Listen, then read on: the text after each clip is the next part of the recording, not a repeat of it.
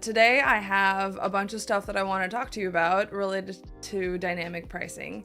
I have spent like the last week and a half doing a deep dive into it, researching it, um, like basically I wanted to understand the entire context around Hive choosing to go this route with their artists.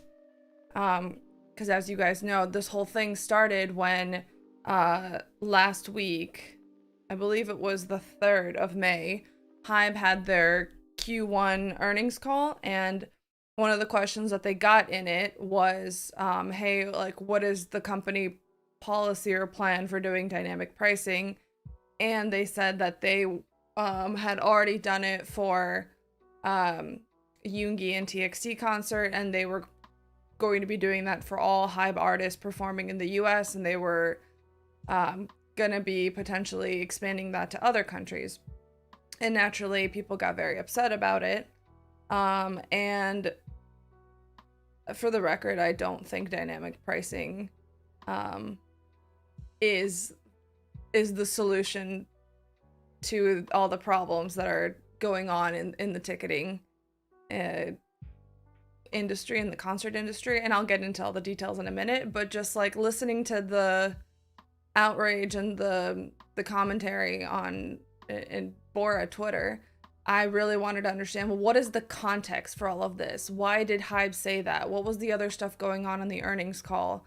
Why is dynamic pricing even a thing in the industry right now? Why are other artists doing it? Let's step back and get the big picture understanding of everything in order to understand why we got here, why this is a bad place to be, and how we can fix it going forward. Because especially in all the outrage last week, I was like, I don't even really know what we can do about it. So I have put together a PowerPoint for you guys as usual, because I don't think I know how to convey my thoughts in any other way except in PowerPoint form. So yeah, so I'm glad you guys could join me, and I hope that you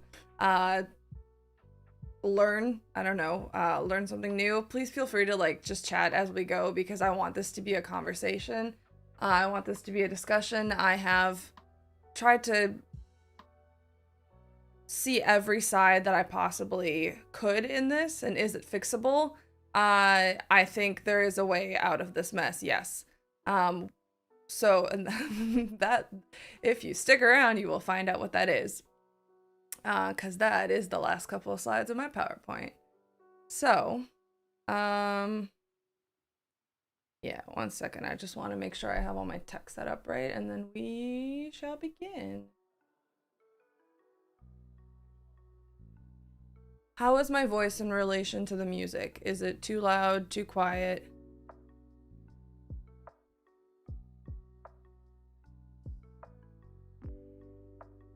I went to the stylist today and got a little bit of a trim on the ends of my hair, and she put something in my hair that has made it so absolutely slippery that every time I put my head forward, my hair just falls down in front of my face.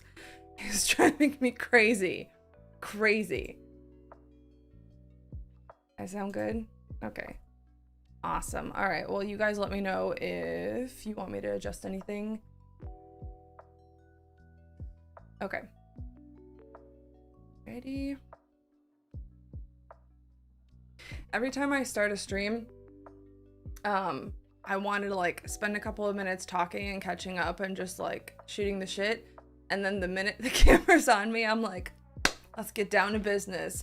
Let's get to the thing that everyone came here to see, including myself. So I never really give myself a chance to like breathe before we start.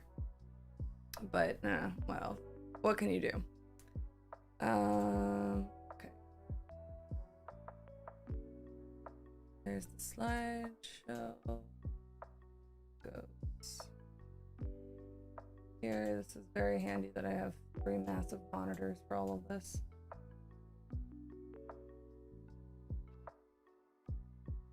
And a tablet. And a phone. I have everything open in front of me. All right.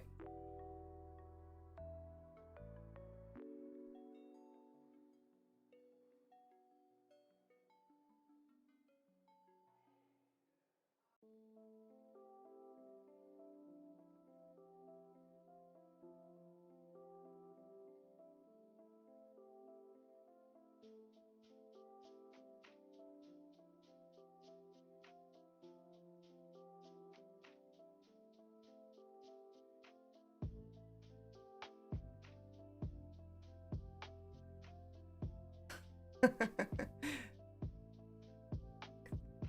hate technology. I love technology. I hate technology. I love and hate it.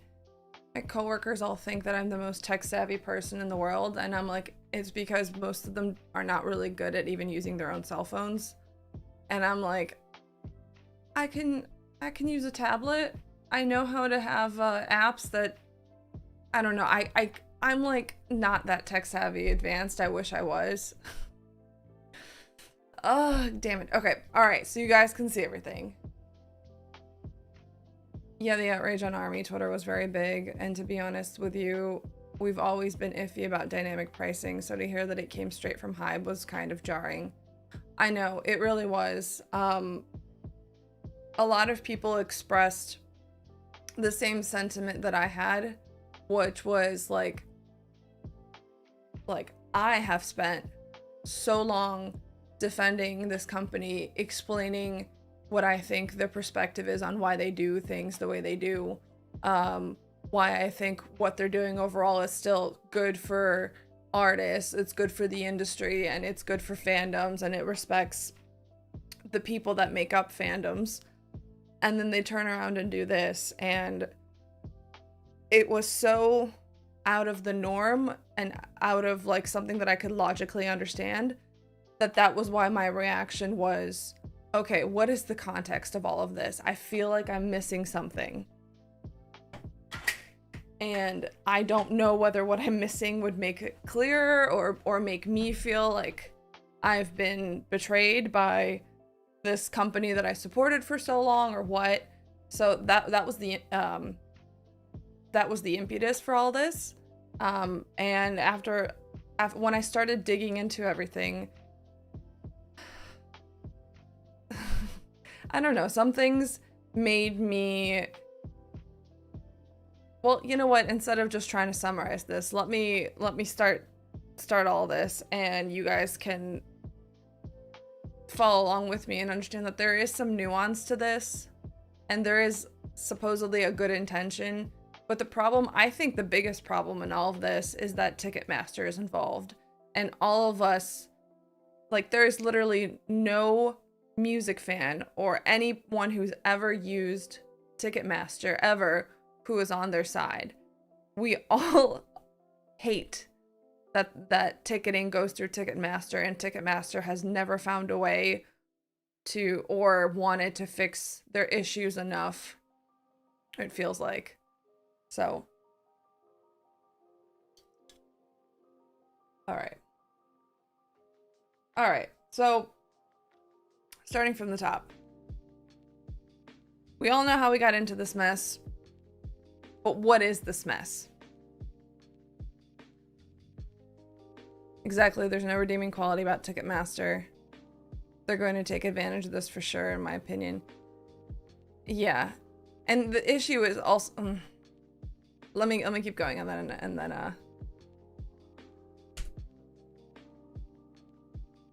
and then you guys will see that it's a little bit more nuanced and complicated than it seems on the outside, I guess. I say this with a lot of skepticism because I hate Ticketmaster so much. But all right, so the very basic question before us is, why do we even have dynamic pricing? Why is that a thing? Where did it come from? And the thing is Ticketmaster, dynamic pricing exists right now because of ticket scalpers.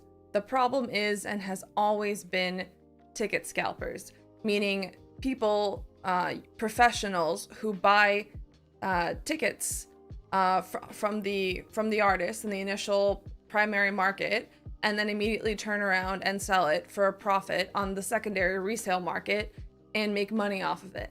And in essence, turn tickets into stock. Like, literally, if you Google like how to scalp tickets, how to resell tickets, Google will literally pull up articles for you that start sounding like a finance, or like a finance article, or talking about stocks, like when to sell, what percentage you should make, what you should be tracking in the market, because in today's date, all of this is done digitally with bots, with algorithms. It's not done by people anymore. So it's done in a very similar way to an actual stock exchange, which is why it's become even more of a problem than it used to be. Like, this article is from 2019, which is, I think, the best comparison because the pandemic really shut everything down for a couple years and we're still ramping back up. But in 2019, the resale market had grown to $15 billion. They were making $15 billion a year. Isn't that insane? That's $15 billion that are not going to artists, event promoters, Ticketmaster, but Ticketmaster gets their money from fees or whatever. But like, that's $15 billion that people who have no relation to a concert are earning instead of the people who are actually making the concert, performing at it, producing, handling logistics. That is insane. And this problem has been growing year after year after year. So why are scalpers so problematic? So in theory and in general, like, there's really no issue that Ticketmaster or artists have with fans selling to other fans. Like, if someone realizing, hey, I bought tickets to this concert, I can't go anymore, or buying 4 tickets, but then realizing like, oh, I only need 2. I have 2 extra. I'm gonna resell them, try to make some money, try to, sell them at a higher price than I bought them for, make a little bit of money. So like, one-off things like this happening all around is fine. It's normal. But the majority of ticket resales are not that. They are actually professional ticket resellers. Like, the biggest in the US and most common resale websites are Vivid Seats, StubHub, SeatGeek. There's another one, but I can't remember what it's called. All of these are majority populated by professional ticket resellers, and Vivid Seats especially even markets itself as like, only professional ticket resellers can put their tickets up on here. And look how much money they make. So the reason that ticket resellers make so much more money than the original art, well, not so much more money, but so much additional money than the original artist, is because in today's age, when tickets are being sold almost exclusively online, they have bots. And their ticket bots are always going to buy tickets faster than any human can. And they're also going to be able to enter, like, if there's a queue, they are going to be able to enter that queue faster and more times than any human, right? So like, if I in my life really wanted tickets, I could enter that queue. I could get my husband to do it, maybe a couple of my friends, get my the rest of my family, like my parents, to do it, my sister, have some of my coworkers do it, right? Maybe that's at most if I really beg and plead and sweeten the pot and bribe my friends and everyone in my life. Maybe 20 people I could get in the queue. If you have a bot, you can have hundreds, thousands of spots in the queue. And then once you're through, in like split seconds, you're done ordering and you've swiped those tickets. Humans can never compete with that. It's kind of pretty simple. We're always going to lose to bots. And when you start thinking about it, and, if you want to say, Yami, that doesn't seem fair, that doesn't seem legal, why is that possible? Are there no laws that are supposed to prevent this happening? Well, the thing is that states do have, like in the US, for example, most states have some kind of anti-scalping law. And they're all like unique based on the state, but most states do have something. But resellers get to get around those existing laws because those laws were written before the internet blew up, before ticket sales online became a thing. So all those scalping laws are intended for physically selling tickets at a venue. That doesn't happen anymore. all resales happen online.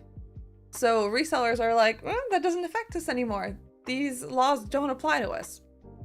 And then in terms of like the statistics of how many tickets are bought by bots, Ticketmaster or Live Nation, they have estimated that it's 20 to 30% of tickets are bought by ticket bots. But if you look around the internet and, you know, look at other articles and all that, it seems to be like up to 50% of tickets in the initial sale get bought up by resellers. Whether it's and it's probably going to all be through bots, like not a person sitting there. So how are you supposed to fucking compete with that, right? Hold on, my house is getting really hot.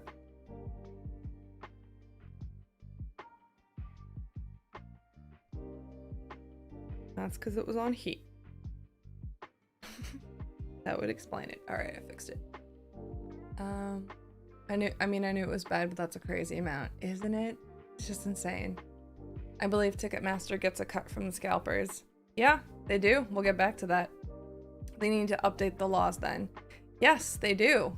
One of the issues with that is, and I'll get into this more in a couple slides, is that scalpers are really good at lobbying for what they want. So they travel around to each state and they lobby the governments in those states to try and convince them to change laws to benefit the scalpers. So stay tuned. I'll get into that in a little bit.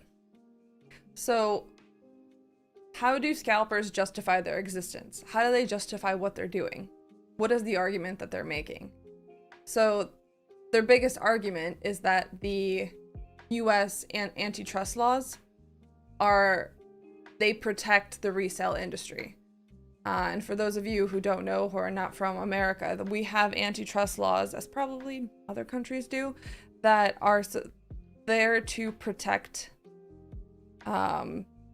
competition, so that you cannot get a monopoly in a certain industry.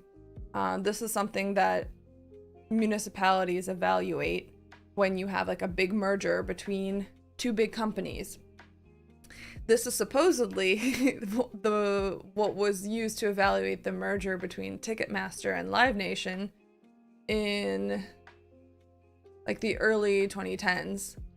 But somehow they still decided that would not be, that allowing Ticketmaster and Live Nation to merge would not result in severely diminished competition, even though I think we all know that you can't really get a ticket for a concert outside of Ticketmaster.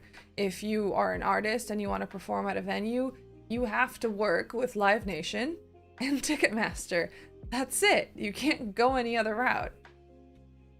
So scalpers also say that anyone who purchases a ticket has the right to do what they want with it.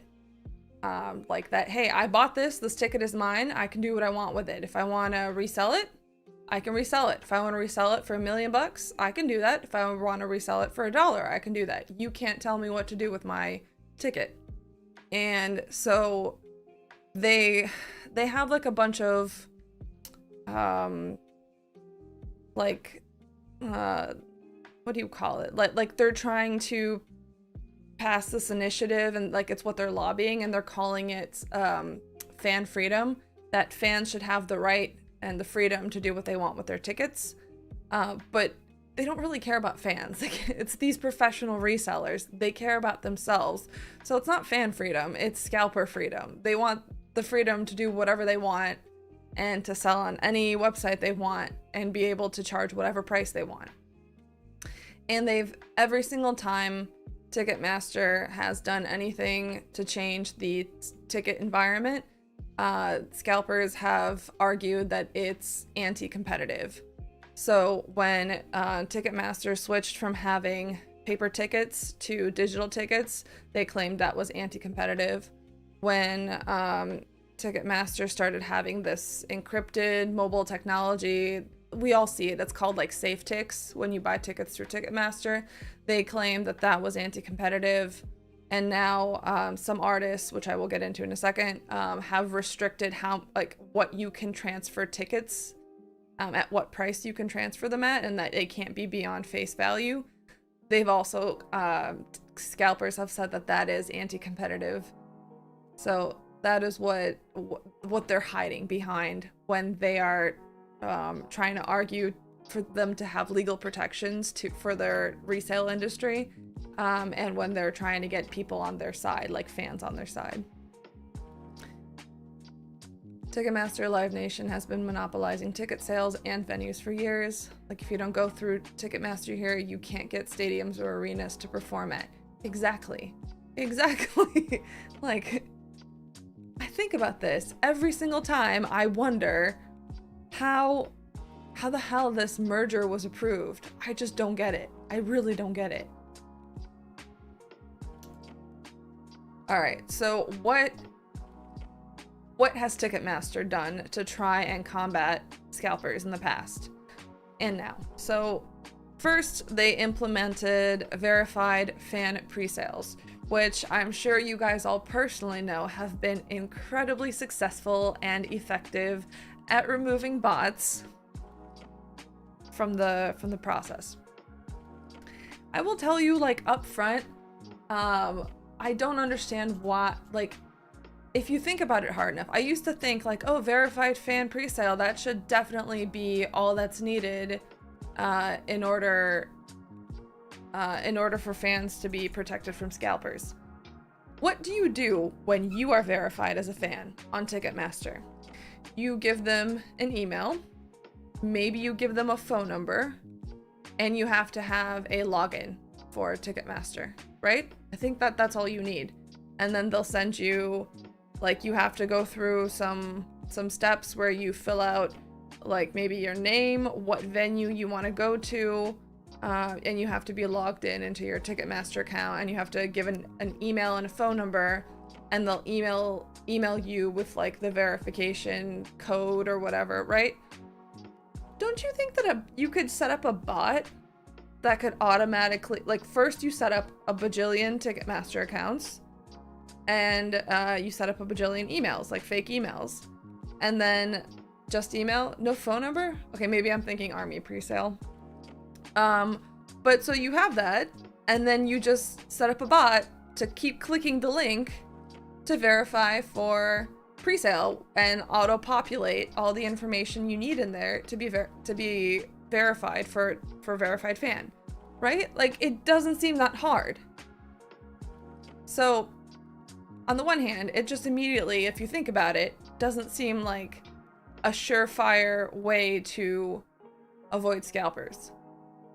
The other part of this is when it's actually used in the past. Like, for example, in 2015, Taylor Swift, for her tour back then, what she did is she had verified fan presales, and she also purposefully inflated the ticket prices for the unverified fan sales, like the general sale that came after, in an attempt to kind of, I don't know, make it harder for scalpers. As I'm saying this out loud, I'm actually not understanding the logic, but okay. But what that resulted is that she had unsold seats for her tour because people couldn't buy them at those inflated prices. Whether those were just fans who had never gotten verified or if it was scalpers, unclear. But it ended up in her not having a sold out tour. And that is really important to artists.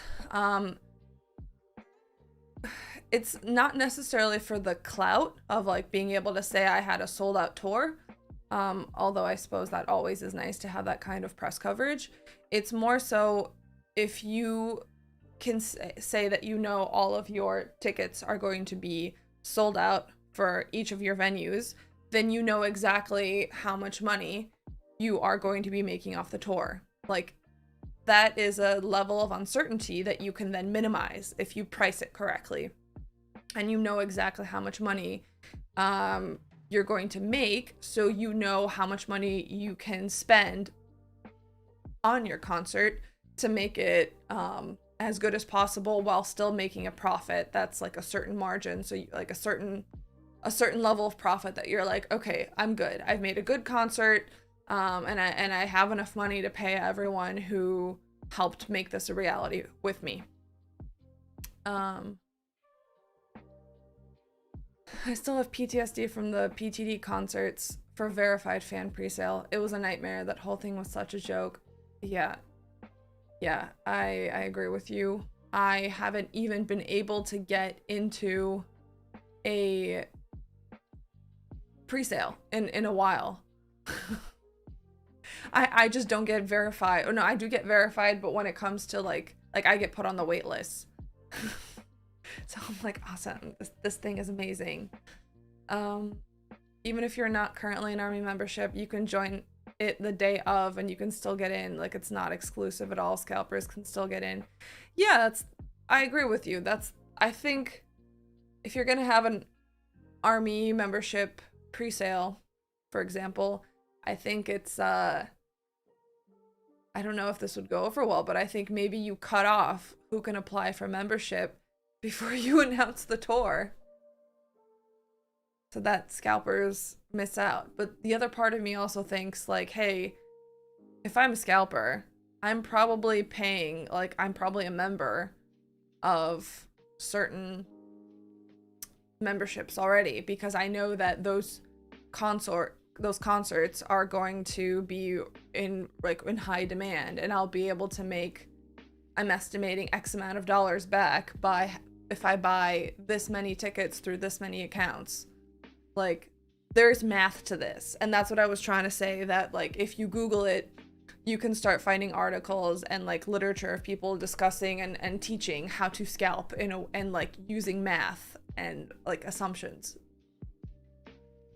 So it's not that easy either. I'm Aussie and signed up for Ticketmaster verified fan presale for US dates and didn't have US cell number, was still able to sign up. Well, that's stupid. That doesn't make any sense. The interesting thing about the presale, and I'm thinking about the presale, what was this? You know what? I'm thinking about the presale that they did for the Mott 7 tour. RIP. The one that never happened. That was their first time using the verified fan or army membership presale. And no one knew that you were supposed to add, or that like they would text you your code. So like I had a friend who went on vacation out of the country, so her phone wasn't working anymore. And she told her sister, like, hey, I registered, I got accepted to this pre-sale. When tickets go on sale, like, can you buy them for me? But the day before, we all got texted our codes for it, and she was out of the country, so she didn't have cell service to be able to tell her sister what her code was, so her sister couldn't buy tickets for her. And it's like, I know that this was maybe your, again, attempt to foil the scalpers, but scalpers, you can set up fake phone numbers, you can set up Google phone numbers, you like, scalpers will find a way around it. You're kind of going to fuck over real people more than you are going to fuck over scalpers. This is a science to scalpers. They are very focused on minimizing risk. So knowing you can sell it at what audience levels means you have leverage to negotiate for venue dates. That's true, that too. So yeah, so that was something that they tried in the past, and it's not been very effective at all. Something that they are trying now is the Ticketmaster face value exchange. So Pearl Jam and U2 have announced that they're using this platform for their tours this year, where it's restricted ticket transfers. So whatever you bought your, like both Pearl Jam and U2 announced, like, hey, if you buy our concert tickets, you are not allowed to resell these anywhere except for this platform, the Ticketmaster face value exchange. And on that exchange, you are only allowed to sell the ticket at its face value. That's it.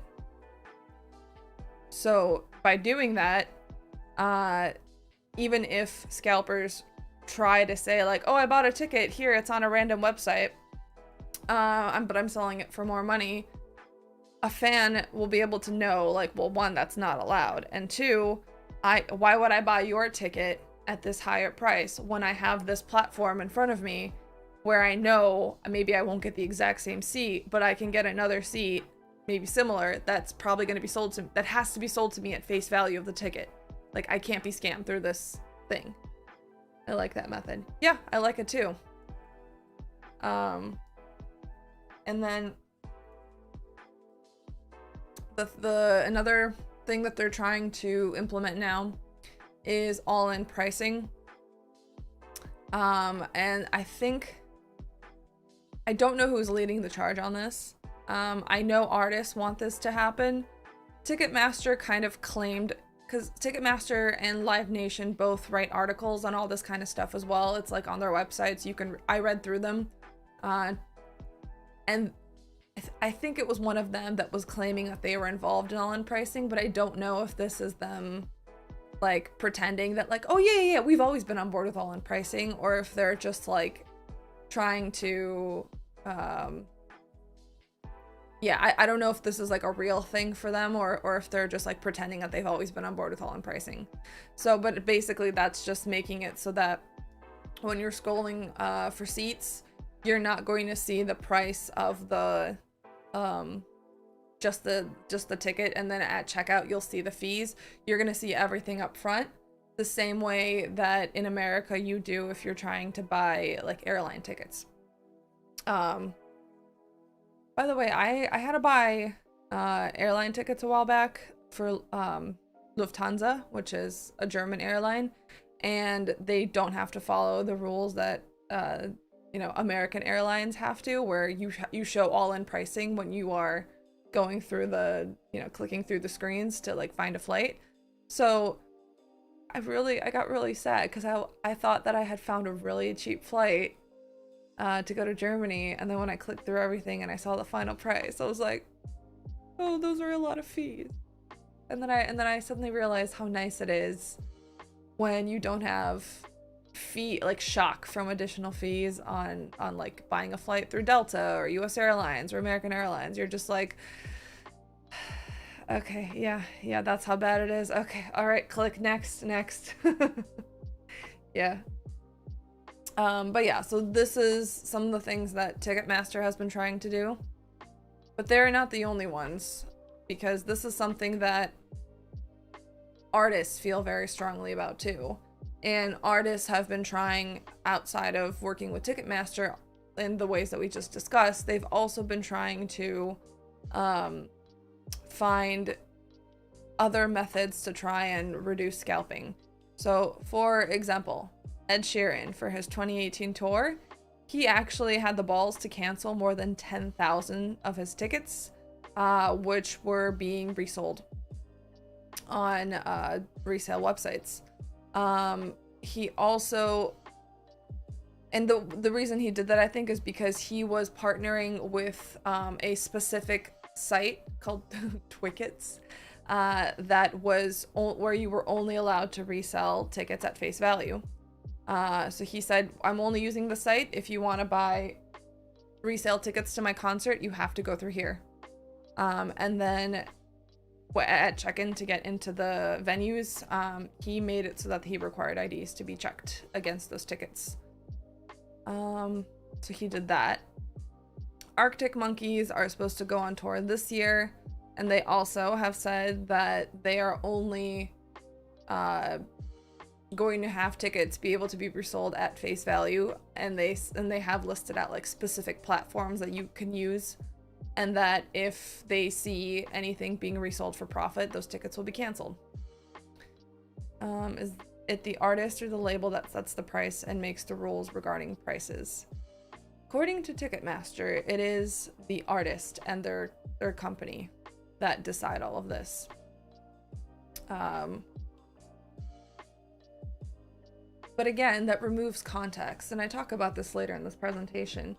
That removes the context of, you know, what goes into negotiating with venues for dates, times, the cost of using that venue, the cost of transferring all the equipment and setting up all the stage equipment that you need, being able to have the staff on site at a venue, to, you know, help get people in, and then have people have enough staff inside to sell merch and food and all that stuff. That doesn't take into account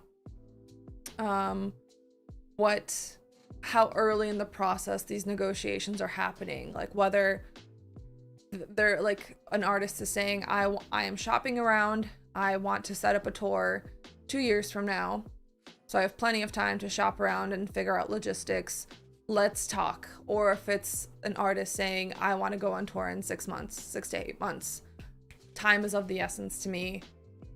I'm willing to, I am only so flexible in order to make this happen. I need certain venues on certain dates, and the costs of all the costs associated with using that venue on that date.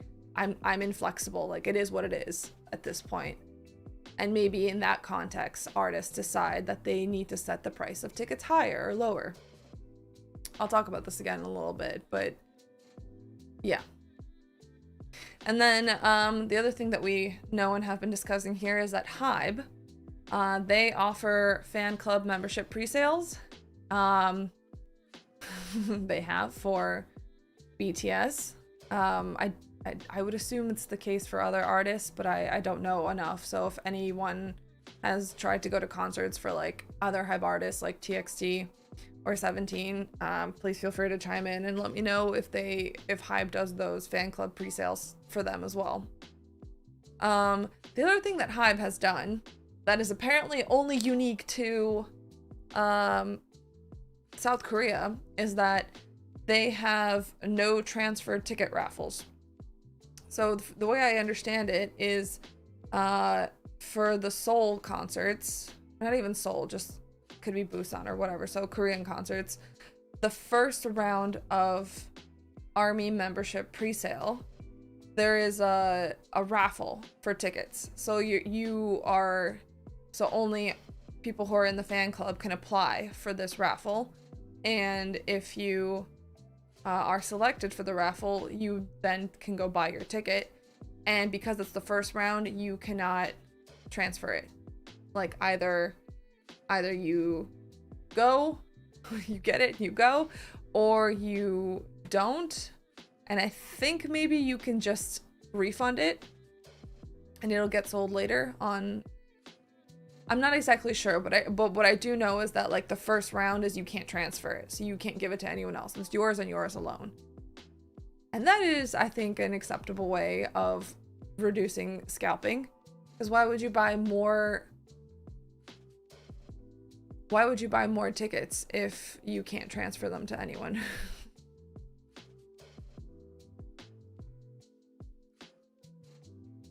So, that is what some of the things that artists have been doing. Now let's talk about, well, do we have any freaking laws against scalping? Bought membership for pre-sale to TXT because they were doing arena tours, arena concerts. Wasn't sure about the demand, but yes, they did pre-sale for memberships.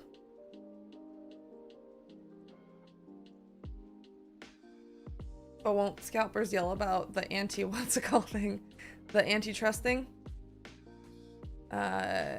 Yes, we will. You raise a good point. Don't forget that question. Hold that thought. We'll come back to it. In Korea, you can only buy one and you have to show ID to get in. Wow, you can only buy one.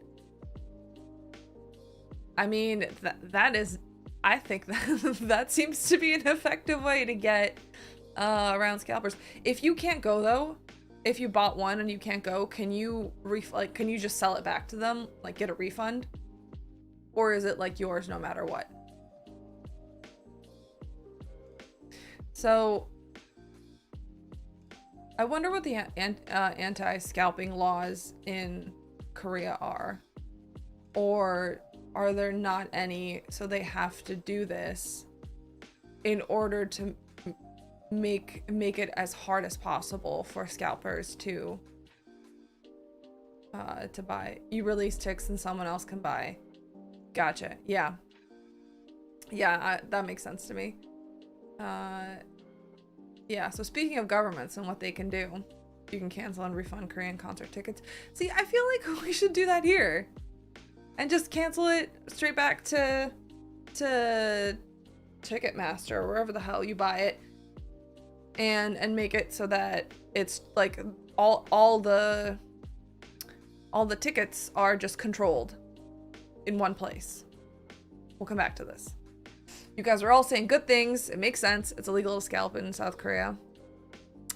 Well, I guess in one thing they are ahead of the rest of the world.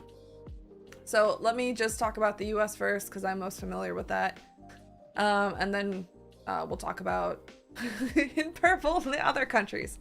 So like I mentioned before, in the US, each state has its own anti-scalping laws, but as I talked about before, most were created prior to the internet, and they're focused on scalping at physical venues, not online. Online is a different beast. The other thing that's important that actually works in the favor of artists right now is that tickets to a concert are seen as a license to attend a concert, not a sale of a physical good. So you are not buying like your ticket is not a physical good. It's just your chance, permission to go somewhere. The same way that if you buy Microsoft Office, these days you don't get a physical CD in the mail and have to install the software on your computer and all of that. It's you get a license to it online and then you can download it and use it, and that usage is tied to your account. The same way for Adobe, if you want to use Adobe products like Premiere Pro or Photoshop or anything like that, that's all associated with your account and you have a license to use those things. Tickets are the same way. You have a license to go somewhere. But because of that, all of these licenses can be conditional and they can be revoked. For example, if you are abusing Microsoft Office, like, I don't know, making I don't even know how you can abuse it, but like Microsoft has the license to revoke or has the ability to revoke your license. The same way, if, you know, like tickets for, to fly on a plane, like airline tickets, those are also a license. You are being given permission, you specifically, to go on a plane. So if you do something bad on that plane, if you cause a disruption or endanger other people's lives by your bad behavior, that license can be revoked and you can be removed from the plane. That is how tickets to a concert are also treated right now. And what that also means is that artists can set terms for how they want tickets to be sold. If they want to restrict or like restrict resales to only a certain platform, or make them conditional on only selling tickets at face value, they have the right to do that. That is good. It is how you limit scalpers. However, scalpers right now are really focused on lobbying every single state, because we have no federal laws right now to cover this. So they're lobbying every single state to pass laws creating property rights for ticket holders. Basically saying that, hey, if I have a ticket to a concert, I have, like, it's my property. I have the right to resell it, and at any price, meaning that the artist cannot tell me what I can and cannot do with my tickets. And if that happens, then artists cannot restrict resale the way they're doing right now to limit scalping. So basically, scalpers, under the guise of giving fans freedom to sell tickets at any price, are really only lobbying for themselves. And and making it seem like they are doing so on behalf of others, and that people are entitled to having a right when it comes to tickets. Also related to this, we had an act in America called the Bots Act, Better Online Ticket Sales, passed in 2016, that was supposed to address and reduce bots purchasing tickets, and helping these professional resellers, like limiting the amount of tickets they can get. I don't know about you, but I unfortunately don't think it has been very effective at all. Basically, that act said that it was unlawful to sell tickets that were purchased by bots. So if it's a situation where the seller should have known that the tickets that they are in possession of were acquired by bots, then they should not be selling them. The thing is that majority of these resale websites like StubHub and SeatGeek and Vivid Seats or whatever, they just don't ask. They don't ask you if you're the reseller. They don't ask you how you got your tickets. So as long as they don't know, they can't be quote unquote punished.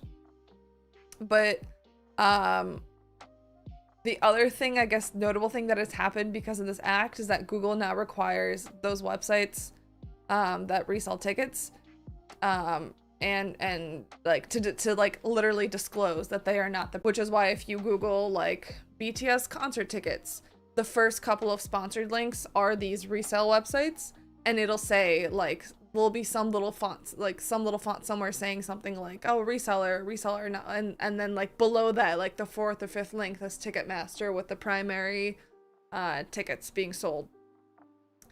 That is, as far as I can tell, the extent of that fucking law. So, we need more laws. That didn't do anything.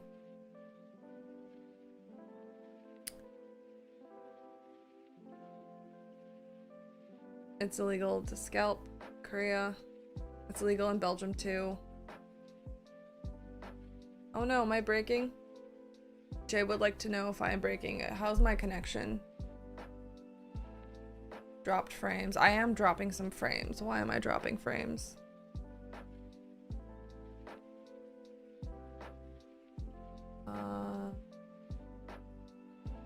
Oh, I know why. Hold on, I'll fix it.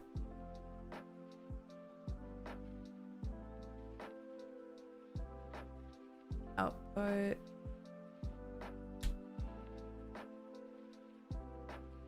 I am giving YouTube more data than it knows what to do with. Okay, I fixed it. I reduced it. YouTube's like, the amount of, like, the bit rate, the amount of bits I am sending to Google, like, of this entire screen is in the, like, 16,000 range, and it used to be 9,000, but I was trying to fiddle with the settings the other day, and I think I changed it. And Google's like, we suggest you reduce this. It's too big. It's too much. Yeah, okay, so I fixed it. It says it's good now. You guys let me know how it is. Okay, well, Kiki Blaze clearly has a good internet connection because they're not having any issues. It's just you, Jay. Yeah, you just logged off and back on. It might have been you, but also YouTube was telling me that it was too high. So maybe I killed your phone or whatever you were looking on because I was sending you too much data as well. Sorry. But yeah, okay. And then similar, ticket scalping is illegal for all or most types of events in the UK, Sweden, Australia, Israel, and parts of Canada. Why not all of Canada? I don't know, but parts of Canada, it's illegal. Okay, right, so one second, I don't like this song. Happy Lo-Fi.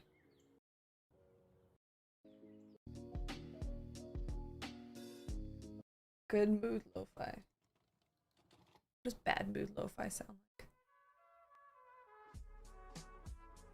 Okay.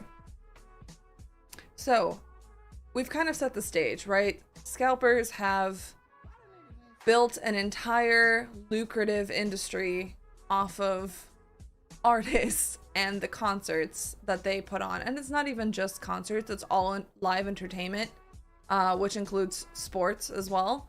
And I was reading that the way that sports have in America have tried to minimize scalping is by like there's an arrangement that I think it's like Ticketmaster, a bunch of these national leagues, that they like an agreement that they all came to that tickets would only be resold on like a specific amount of sites so that they could better control what was getting onto those sites and what price tickets were being sold at. So I guess we can put sports to the side because the benefit of sports is that most of these leagues, especially like at least in America, are centralized. You have the NFL, the AFL, the NHL, like there's like some national league for every kind of sport, and they're really focused on live events and tickets and all of that.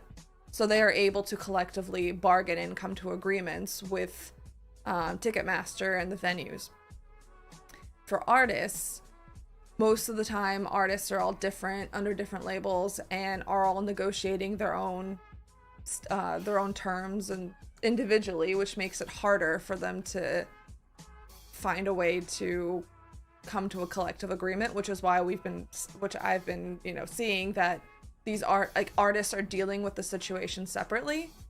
And that also doesn't even we haven't even talked about artists that just don't care about this and don't care about the resale market because they're like, my tickets aren't that in demand, I'll take what I can get. Or artists who are like, you know what, yeah, let's do dynamic pricing, I don't fucking care, I need some money. So suffice to say, scalpers are a massive problem, and so far there has been no like easy solution for them. And that is why dynamic pricing was born.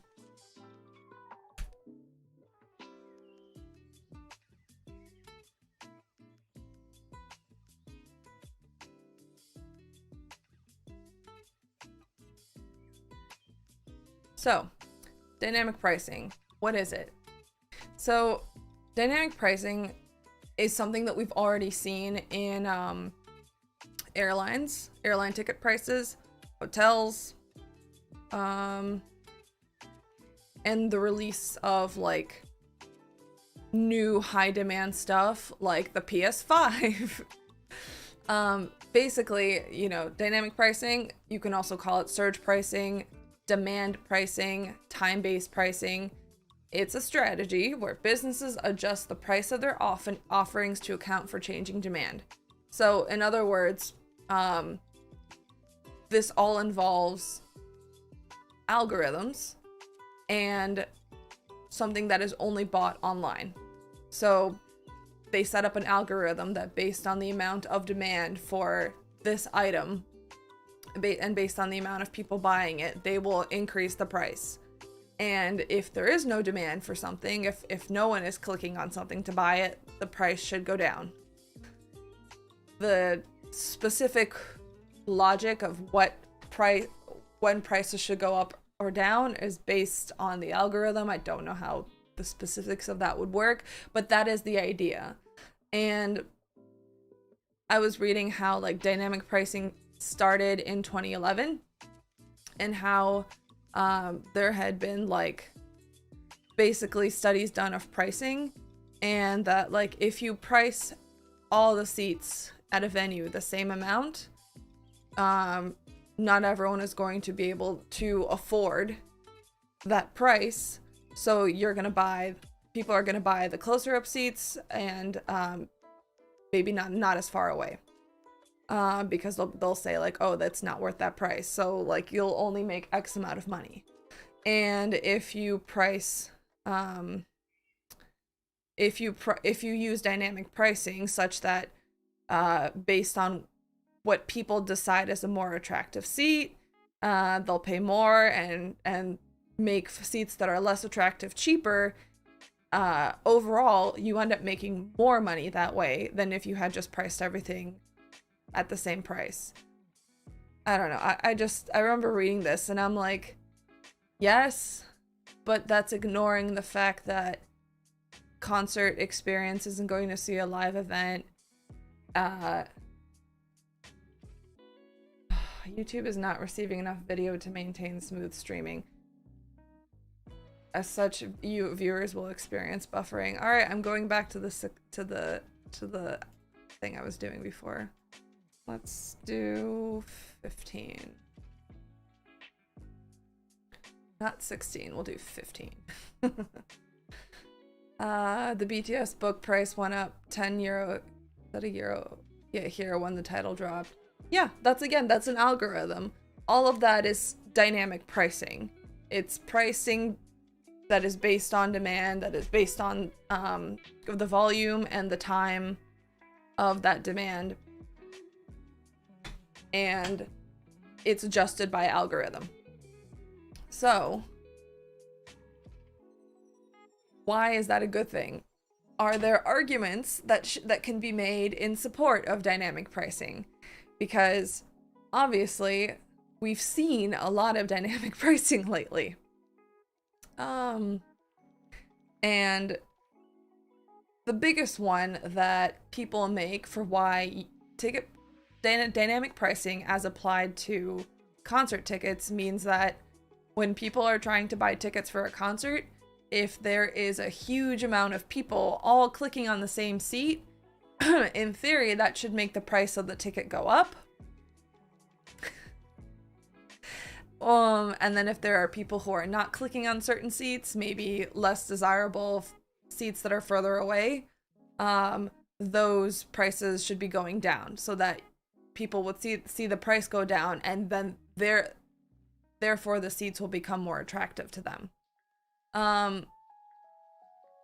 Why that results in some seats that are the most desirable being priced exorbitantly. So if this is what happens, why should we support dynamic pricing? Why does anyone think dynamic pricing is a good idea? The first one that I've seen the most often in the articles I was reading is that the fact that there is even a ticket resale market to begin with is proof that the face value that tickets have when they're sold by the artist is too low, and those tickets are worth more. So the price that ends up being calculated through dynamic pricing is the true value of that seat. And that is the truth, like it or hate it. So we're screwed because BTS concerts are always going to be in demand. Yeah, if we continue using dynamic pricing, yes. Another argument for having dynamic pricing happen in the primary market, in the initial market where the artist is selling tickets directly to their fans. If you have highly desirable tickets, they are going to sell at a higher price initially, and then resellers, if they bought them at that high price, cannot turn around and then make as much money reselling that ticket on the resale market, on the secondary market. They just can't. They've instead of buying a ticket for $100, they bought it for $10,000 or $1,000, right? Then, oops. So because of that, they're less incentivized to buy these tickets because they know they're not going to make as much money. They can't assume that, like, hey, with all my bots, I will get in there really early. I'm going to buy, I don't know, 200 tickets, all at X price at face value. And then I know that based on the history of people buying tickets on the resale market in the past, and based on whatever statistics I'm using, I know that I can resell those tickets on the resale market on fucking StubHub and at like 3 times that amount. So I know I'll make X amount of dollars.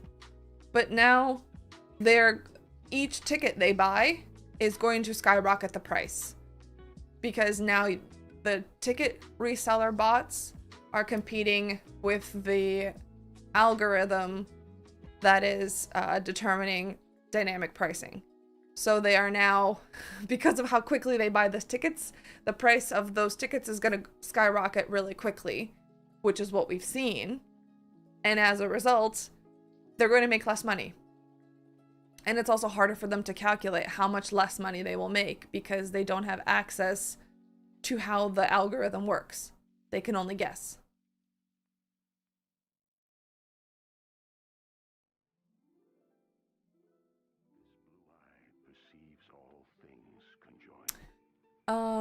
All right, another argument is that if you are selling tickets initially at a higher price through dynamic pricing, that revenue is going directly to your artists, not scalpers, which means that they have more money now to improve the concert, to make it more elaborate, to go more places, to access other places that they didn't think they could have, because as we talked about, when you're organizing a tour, the tour organizers are risk averse. They are only going to go to locations where they are confident that they are going to sell out tickets at whatever prices they have been set at.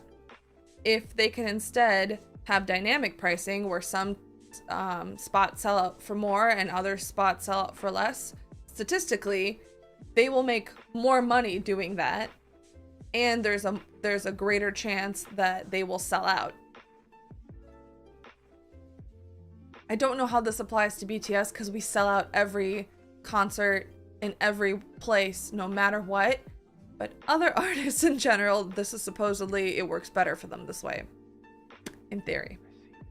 And then again, it's been reiterated that the purpose of dynamic pricing is to maximize the amount of people, maximize the number of butts and seats, not maximize the amount of money that is going to the artist.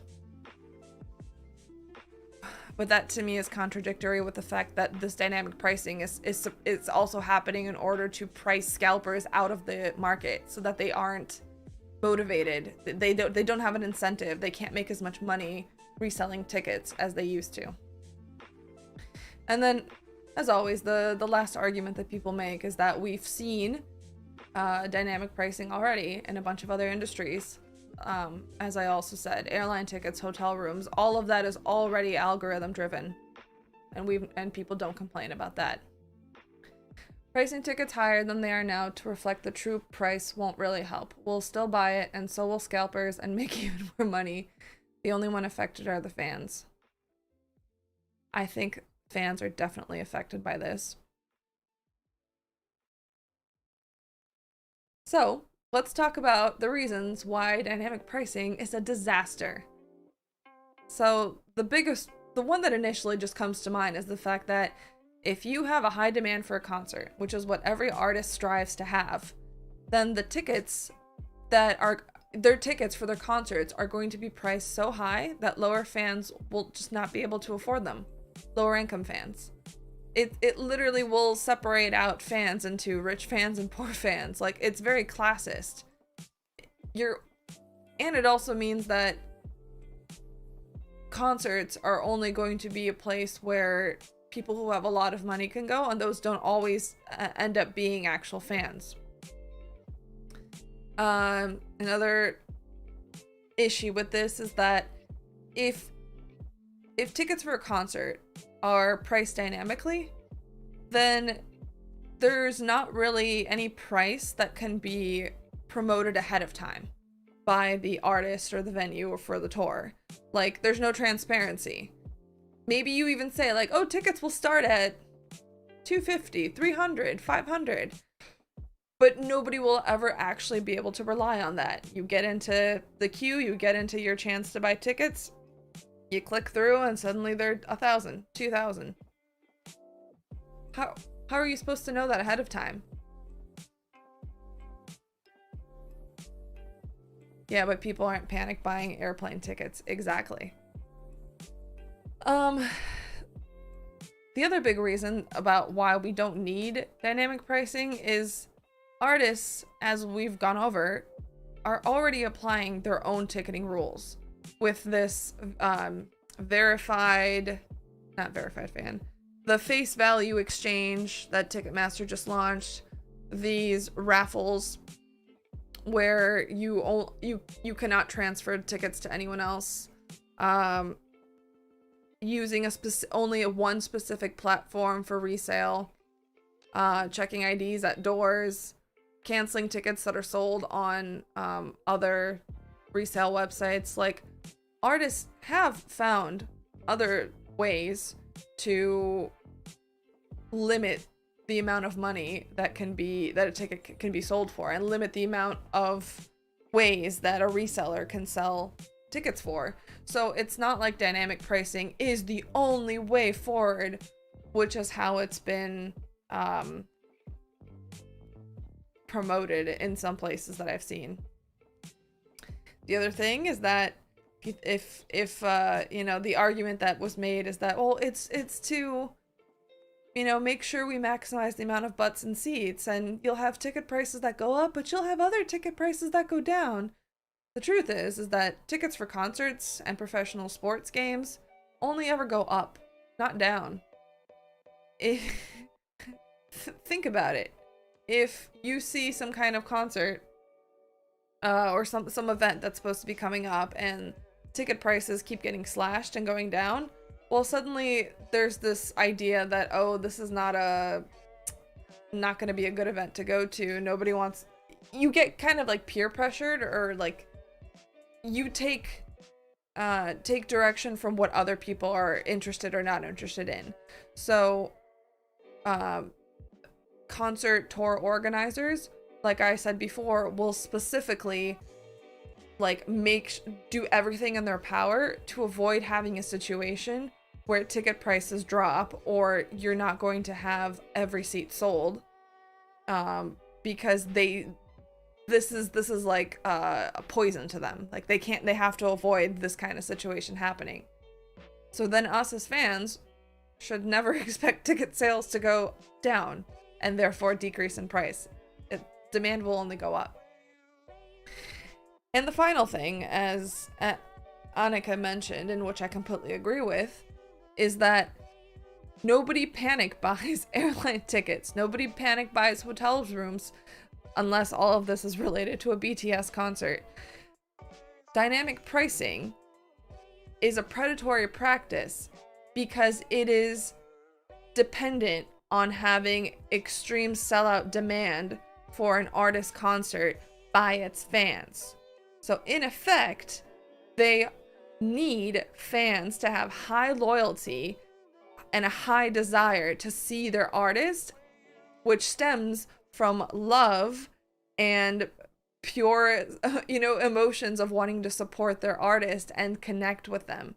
So in effect, when you elect to use dynamic pricing, you may say that it is intended to prevent scalpers from getting the money that rightfully belongs to you as the original artist, but that money is coming from your fans who are desperate to see you and who are dealing with an environment of low supply and extremely high demand.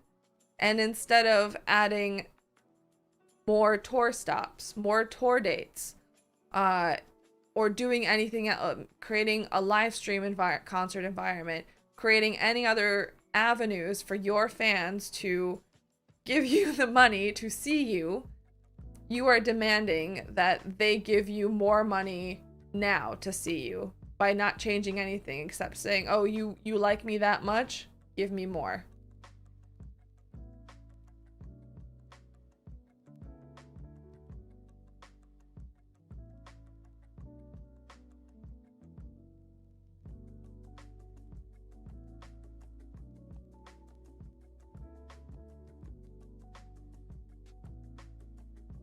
Okay. So, obviously, I don't think there's a single concert fan who enjoys dynamic pricing.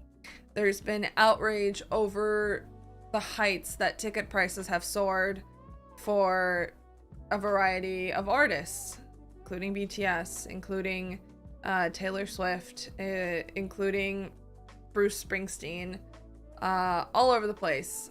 These dynamically priced tickets have been incredibly high. So Ticketmaster, in response to all this, has defended itself by saying a number of things. One, that it's artists that set pricing strategy and a price range parameters on all tickets. Ticketmaster is just the messenger. So if you're mad about that, go be mad at your artist. Two, artists can cap the maximum price that tickets can climb to, apparently. I have not seen this implemented by any artist that I saw, but supposedly artists can say like, yeah, tickets can climb up, but they cannot go past $500, $900, or they cannot go past 50% of the original price. I don't know what it is, but supposedly, in theory, they are allowed to set that limit. Ticketmaster also has made it clear that they don't make any money from the face value of the ticket. They only make their money from ticket fees. So if the price of the ticket is higher, they're not making any money off of that. Put a pin in that. They have also said that, like, hey, all the biggest artists are doing dynamic pricing because they want to get the extra money that scalpers are taking from them, and they want it to support themselves and all the people who work for them on tour.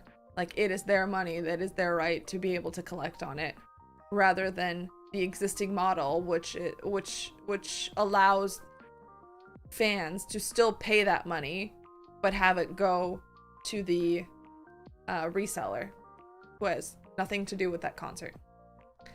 Some arguments have been made that, hey, actually only a small percentage of ticket sales use dynamic pricing, which I found confusing because some artists have I think it was Bruce Springsteen's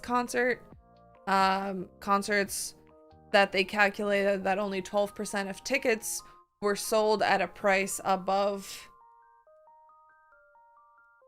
the face value, or yeah, because other seats were priced lower. I'm not sure, but they were, some articles were trying to claim that, like, hey, you as the artist can also make it so that not every seat has dynamic pricing, only the most desirable ones, and everything further out is the same.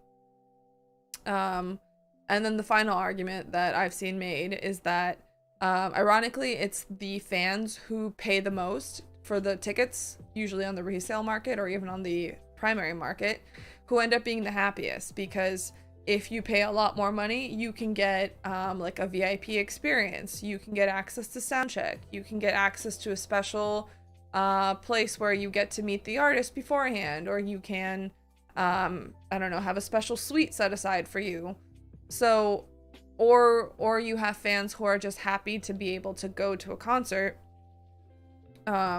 who say, like, you know, like, I'm so glad I had the money and I was able to buy resale tickets, even though they were astronomical, because now I'm locked in and able to sit in the seat that I want and see the artist the way I want them to. So these are all the arguments that Ticketmaster has made to defend itself in light of all the vitriol and outrage that has been happening about dynamic pricing lately. Even if I panic bought a plane ticket, I am still paying the premium price quoted on the screen. It's not the bait and switch of selecting a 200 ticket and having it balloon to 800 when I check out. Yeah, completely agree with you. Completely.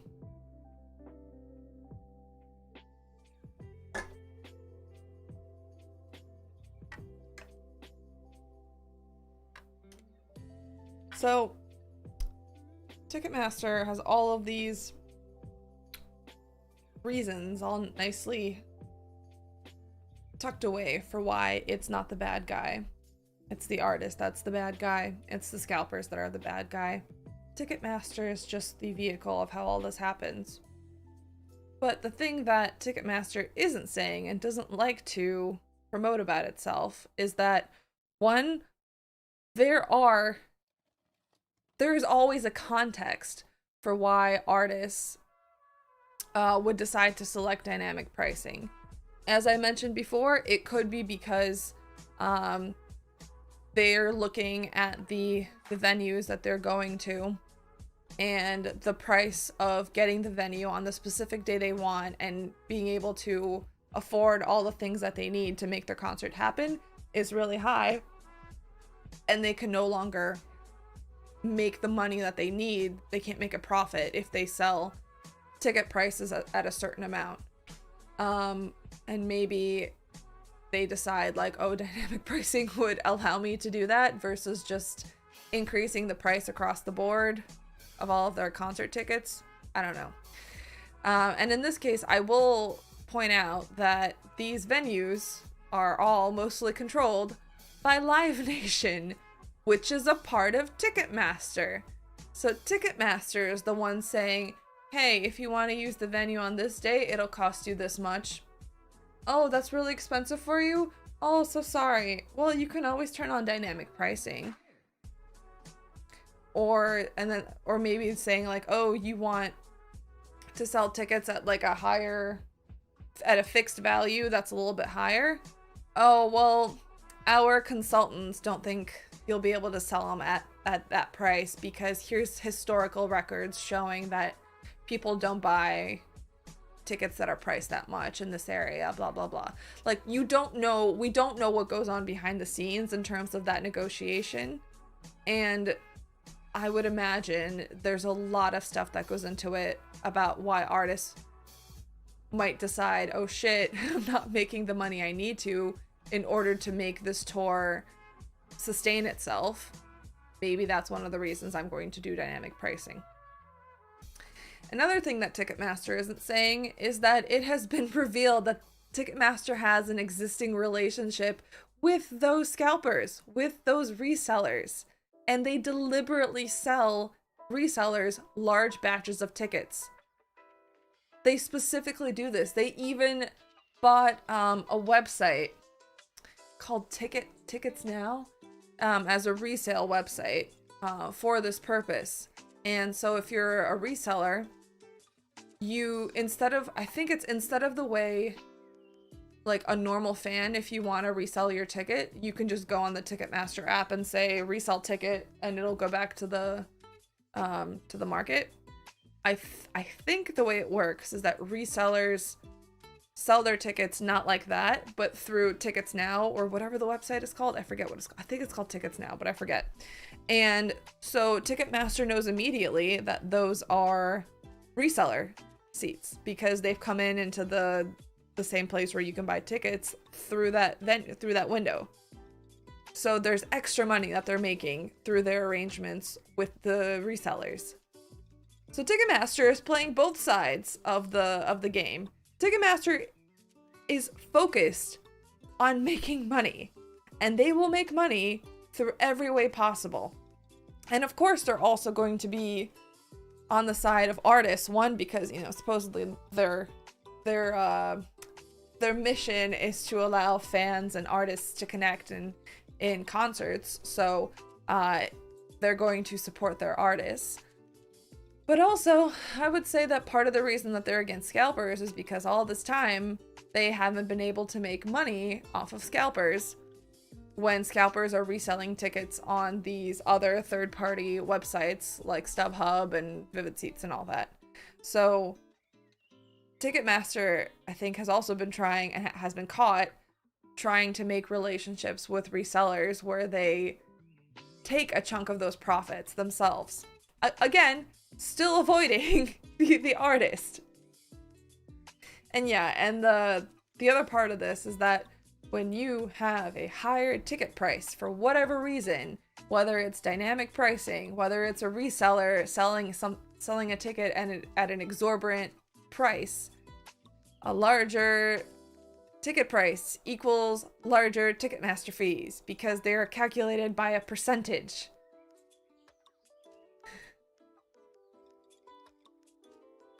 So Ticketmaster is very slimy. But we already knew that. And that's why, like, our trust of Ticketmaster, our lack of trust, and colors so much of our reaction to dynamic pricing. Because those fuckers are playing both sides of the aisle. Both sides of the game. They just want to win. They just want the money. So. Alright, we've talked about scalpers. We've talked about why that resulted in dynamic pricing, right? This is the same issues that Hive is coming into. We've seen how astronomical tickets for BTS concerts have climbed to in the past. Like, we've all experienced it, right? So I'm sure Hive has seen that. We've seen them attempt to try and resolve it by having verified fan pre-sales, army membership pre-sales, to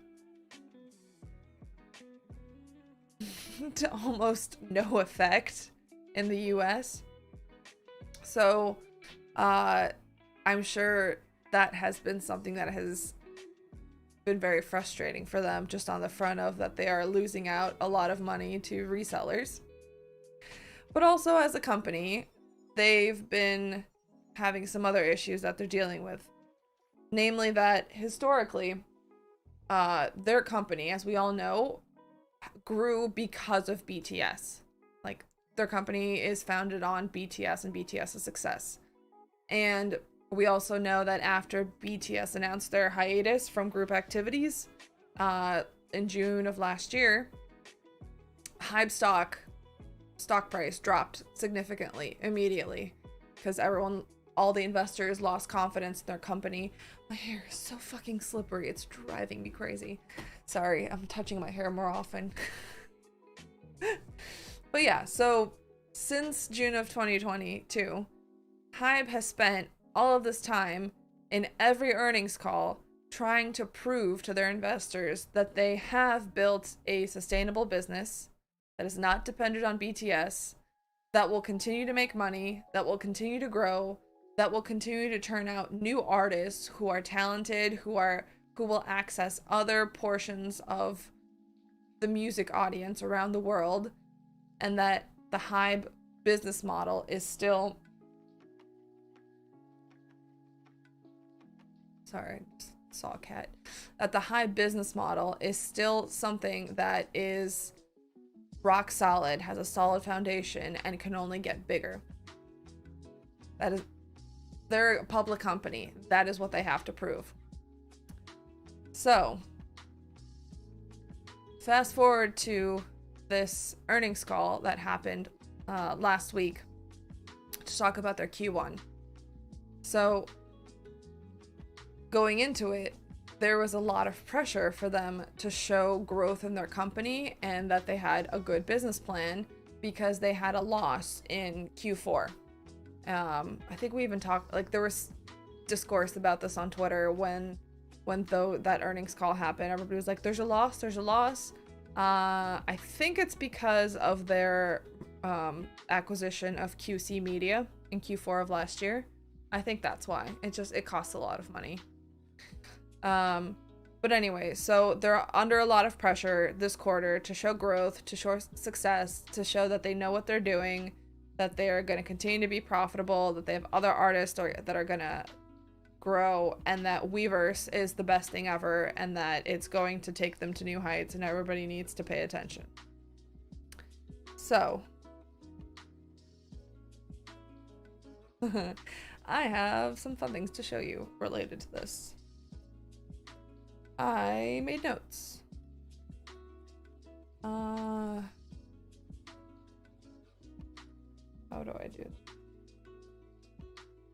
So, I wanted to show you their earnings report through my eyes. I already did all the doodles I needed on this. I did not translate this time from Korean won to US dollars because at the end of the day it doesn't matter. But basically, when I was looking at this on my own before listening to their sales call and trying to just think like, looking at the numbers, what does this look like? So this is their income statement, or their earnings summary, whatever. It's an income statement. Here's all their revenue. So this is the current quarter, January through March of 2023. Here's the fourth quarter of last year, which was October through December. And then, so this is just looking at quarter over quarter, what has happened, and then comparing this current quarter to last year's first quarter, which is, you know, the same, supposedly the same time period in their business cycle over the course of the year. So maybe it's good to look back a year and say like, well, how much have we grown over a year? So this is January through March of 2022.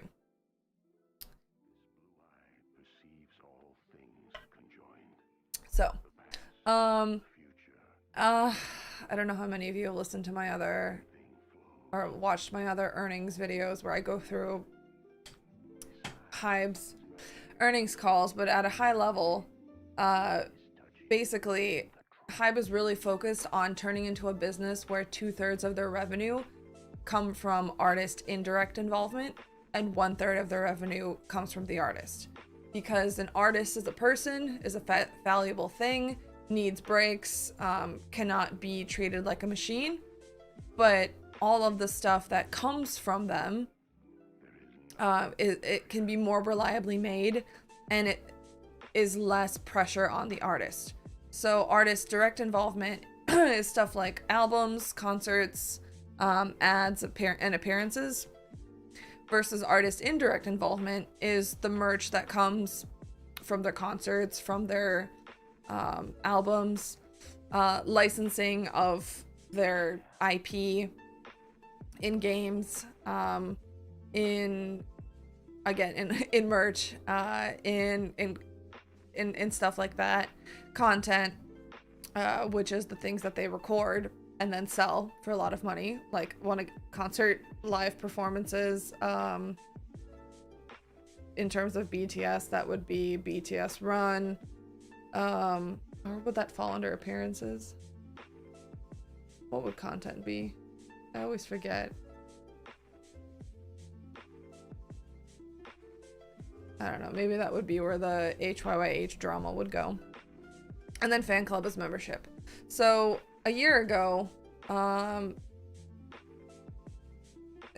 a little more artist direct involvement than indirect, 53 to 47. Let's see if I can make this bigger. Last quarter it was 54 to 46, and this quarter it's 57 to 43. So basically this is just showing that like either artists are really active right now, or Hive's Weverse, like focus on Weverse and selling a lot of shit through Weverse shop isn't as successful as it should be, because they're not going in the direction that they want to be. So overall from a year ago, they're making almost like 50% more money. My God. I did these notes a couple days ago, and now looking at them, I'm like, I don't remember what I was thinking when I made all these different colors. But yeah, so this is what I was trying to say before. Like, right, this is Q1, they come out with a net profit. Q4 of last year, they came out with a loss. Like I said, I think it's because of the acquisition of QC Media by Hive America in the US. QC Media is a really big music label and artist management company. They have a lot of stuff in music, a lot of stuff in entertainment. I did research into it because I was going to do another stream where we talk about that, but we will get back to that. Involved in like QC Media Holdings is like some IP that's like Marvel related. There's like a lot of cool shit that they have in the works.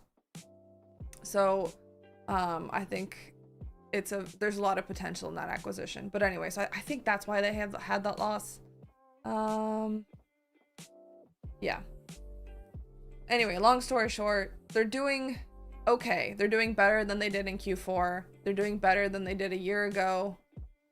But it's not as explosive growth, I think, as they might have wanted to show. Webtoons. Yes, thank you. Content would be webtoons, yes. So then they had a bunch of like artist highlights. And the thing is like when I was looking at all this, I was like, you know, from an accounting perspective, they have stuff in here that doesn't count in Q1 revenue. So like this number here, this 410 trillion Korean won. Like it's not all of this. It's some of it. Like Jimin's album Face was released in March. That counts. 17 released an album called well, actually no, they're going to be released. No, sorry, they did release an album called FML, but it came out in April, so that's not part of the quarter. That's Q2. So that's gonna be, that revenue will be recognized in this coming quarter. But they did sell a bunch of their old albums in Q1, so that would be included. And I just thought about this and I was like, this feels like 17 is Hive's biggest moneymaker right now, with BTS slowly like stepping away. New Jeans had a single come out in January that would be included, and they are supposed to don't remember why the star is here. So going on to Yoongi's when did his album come out? I think his album came out on April 21st, so that would be included in Q2 revenue. That's not included here. TXT, they sold 3.14 million copies in Q1, so that is included. And then their world tour started in March, and apparently they had 2 shows in Seoul in March, so the revenue tour, the revenue from those concert stops would be included in Q1. Everything else would be Q2 onward. And then LE SSERAFIM is supposed to be releasing, or has just released, a song or an album on May 1st.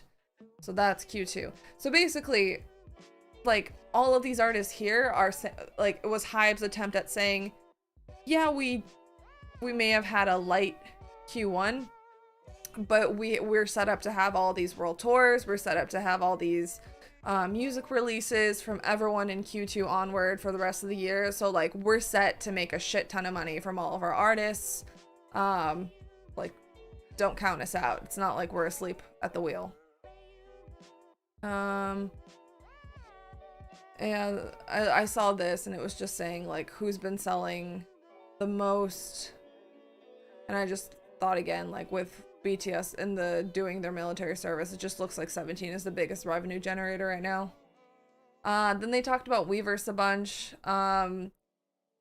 They've had a lot of growth in the number of artists and artist communities over like the last quarter, but it also seems like the average revenue per paying user has started to stabilize.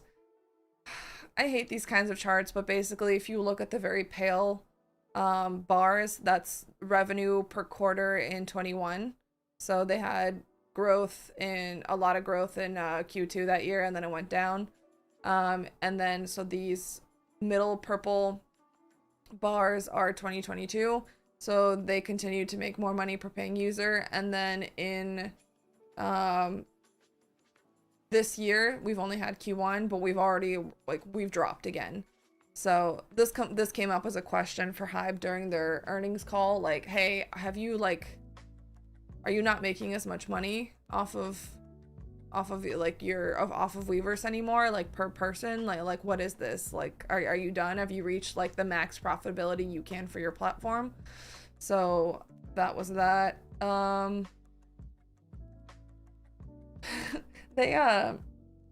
They had this metric of showing like Weverse live view counts have gone up, and I'm like, well, oh, and then also right next to it is like average time spent on the app per month. has gone up, and I'm like, it's gone up because people are watching the lives. That's what it is. It's not unfortunately right now, so far, in my opinion, you guys can correct me if you think differently, people don't spend time on Weverse because it's fun. Like, there's not really the same sense of community that exists on other platforms like Twitter. And there's not really much you can do. And I think there is some self-policing about what people say on that app, because nobody wants to say anything that might be misconstrued by BTS in like a bad way. Like, you don't want to hurt the artist. So like any discussions or anything fandom related just happens off that platform. So the only time we go on that platform is to talk to BTS or whatever artist, or to see what they have said, or to see their live. So, hey, lives have gone up, so has our time on that platform. We're there only for the artist. So I found that funny. Then they talked about their new services, just saying like, hey, don't worry, like, look, Weverse is doing great, and we're about to launch all this shit on the platform, which I will come back and talk about in a little bit. I did briefly just want to say that the DM service that they're planning to launch worries me a little bit, because I feel like it'll encourage Delulus. I also just don't understand how that's supposed to work logistically. There are millions of armies. There are only 7 members of BTS, and some of them are in the military right now. So I cannot fathom the idea of them reading each and every one of our DMs. I don't think that's gonna happen. So who are we talking to? An algorithm?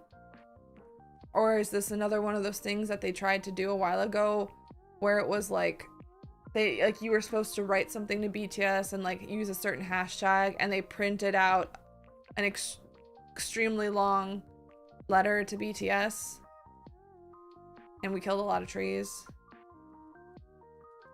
Do you guys remember what I'm talking about? So I'm like, is this more in that vein? Like, what is this? What is this thing? And then the other thing that I thought did have potential was the Weverse by fans, where fans can create their own merch. We'll come back to this though. Anyway, so those were the 2 brief comments I had on that. And then I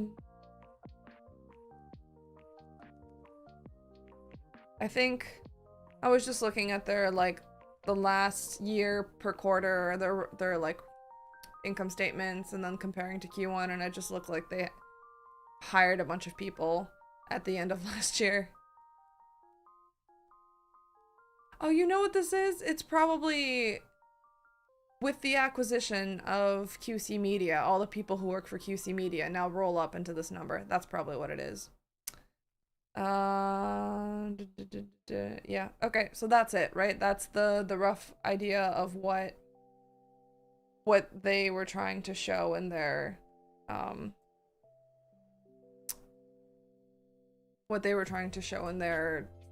come on, don't break, in their earnings call. Sorry, my brain just, I had a brain fart. So the thing that I did want to say, and that I want people to understand if they don't know what the earnings call world looks like. If you have ever, how do I say this? Earnings calls can be extremely hostile environments to be in. You are required, if you are a public company, to issue a certain amount of information on a quarterly basis to the public and to your investors, to any potential investors, to talk about like the status of your company.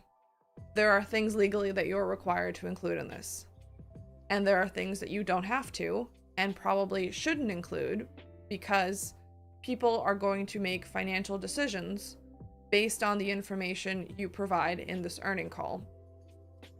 And you don't want to mislead them and for example, some of the people who listen in are like investors and stock brokers and analysts from from Wall Street or from the Korean version of Wall Street, and who then make, based on what they glean from earnings calls, make recommendations on what to invest in and what to disinvest in, and will publish things and set the tone for other investors to read and make their own decisions on. So when you are leading an earnings call, it can feel like you are in a room of, it's you can't see anyone because it's a call, right? So you can't see what anyone's reaction is to the news that you're giving, the information that you are providing. So it's like being in a pitch black room and they're all piranhas and they're all ready to judge you, to eat you up, to catch you out on maybe implying something or saying something, because everyone is trying to figure out the behind the scenes information that you don't have to share, but it's that information that would be more useful to them to figure out how they should invest or disinvest in Hive. It feels like the artist is talking to a wall. Oh. So I just wanted to like make it known that earnings calls can be really hostile environments, and the way that information is presented on them is not the way people normally talk, is not the way that like a general fan would expect information to be communicated in. Same thing with kind of corporate briefings. I do think corporate briefings are a little are like a step down in terms of like the rigidity of like how the information is presented, and there is the general fan in mind when they put up those long videos on YouTube. But earnings calls are for investors, and that's why they can sound alien and weird and boring and stilted, because it's not a fun environment. It's not a relaxed environment. And it's that environment that Hive was giving all of the information when they had their earnings call last week. And that was and their goal in that was to defend their business model, defend their company, and prove growth. So that's why the first thing they do is they start out with by saying, our artists are strong. Look at all the success that they've had. Look at our huge multi-label system. All of these artists, like all the solo projects from BTS, phenomenal. 17, phenomenal. TXT, New Jeans, LE SSERAFIM, like all of our artists are, like we have all these new artists and they're also blowing up. Like they're #1, blah, blah, blah, pre-orders, world tours. Like we're not, like don't count us out. We're not taking anything lying down. We have our shit together. They also talked about that they're going to keep expanding. Like they have new artists that are going to be debuting soon. And they also talked about briefly that the purpose of acquiring I'm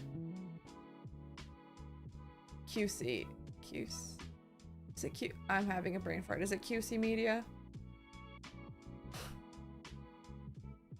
Hold on, I was second guessing myself.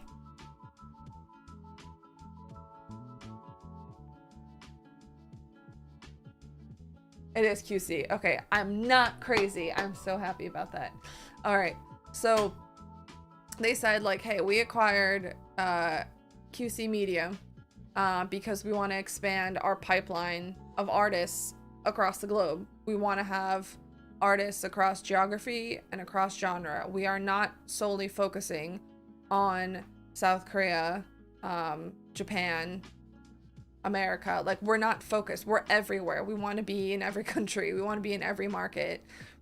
Our competitors, we want to be competing with like Universal Music and Sony and whoever else the big music labels are. Like that is our goal. And then they did mention that there's another girl group that the collab that they're doing with Universal Hive America and Universal Music. They're debuting in like Q3, I think. So more information is going to come out about that at the end of this quarter, beginning of next.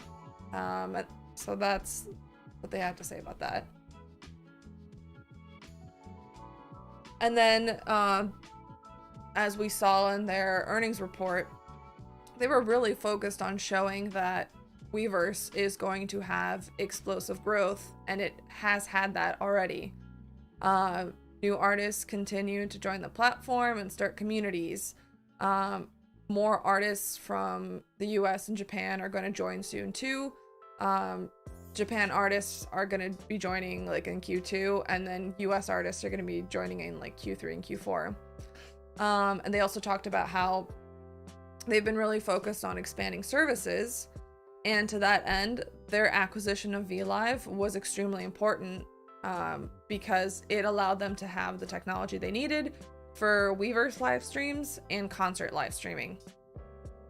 They also talked about that the platform in general is having higher traffic, and that's an indication to them of growing popularity. But at the end of the day, Weverse is not intended to replace in-person interaction between fans and artists. It's just supposed to complement it. So it's supposed to be there to strengthen fandom and strengthen community and strengthen the fan-artist relationship in a controlled environment. Alright, so let's return to talking about these expanding services, because this is what Weverse and Hive is really focused on doing this year. First off, Weverse Jelly. Weverse Jelly is supposed to be a currency. You buy the currency and then you spend that currency on the app. The purpose of this is because if you have a platform that is being used by fans around the world, every country has its own currency, and it is a nightmare to figure out how to deal with that and deal with conversion rates and all this shit when your headquarters are in Korea and your preferred currency is the Korean won. So lots of other apps already do this, where when you buy the currency in the app, that currency is non-refundable. That's it. You've bought the digital currency. You've bought the jelly. Hive can recognize the revenue at that point, and then you spend it as you want. So it's just easier for them to do it that way. The Weverse DM thing, I still find that a little bit weird. There's nothing to see on Weverse if the artist isn't active doing lives or posting. Agreed. I downloaded New Jeans phoning app. There is a DM feature, but honestly, it doesn't feel like you DM personally. It feels like the artist is talking to a wall. Ugh. Yeah, listen, the thing that I do try to remember is that people have different relationships with fandom and caring about an artist. People have different needs, and there is no one idea of like how a fan should be and what they should like. So if there are some people who really like the idea of being able to DM their artist in some fashion and get some kind of conversation with that artist, whether it's fake or computer generated or whatever, and they want to pay for it, okay. I think it's the same thing you can say about like how some fans like to read fan fiction about the artist that they love, and they find great joy and comfort from that, and you know, like that's just what they get out of it. I'm among those people, and there's other people who don't like that at all. And again, I think that goes back to the idea of fandom looks different for everyone. And if there is a way to satisfy fans in a sustainable way that's also profitable, I think Weverse is gonna try to do that. What is this music? Okay, I guess that's fine. What is this? This one has a mushroom on it. For feeling good. Yes, I would like to feel good. The currency is similar or same to what VLive had. Reminds me of the VLive coins. Yeah, exactly. It's a very common tactic to try and fix the issue of different currencies around the world. Weavers by fans is something that I am interested in. I think there's a lot of potential in this, but there may also be potential to screw it up. The picture they have here makes it seem like you get a standard standard decorations that you can put on a piece of clothing.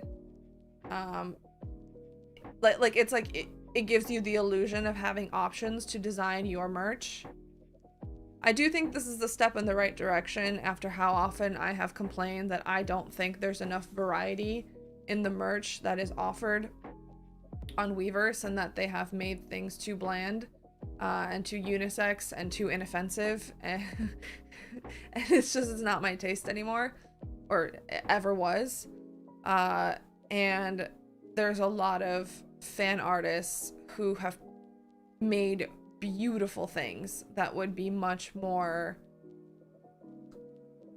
I feel like they're just so much nicer, and just there's so much more heart and soul in them that it's more meaningful to wear them and buy them. Oh my god, I'm actually wearing one of those right now. I don't know if you can see.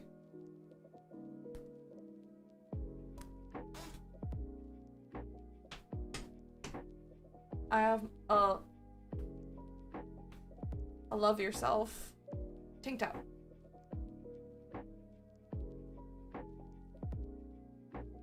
I bought this years ago.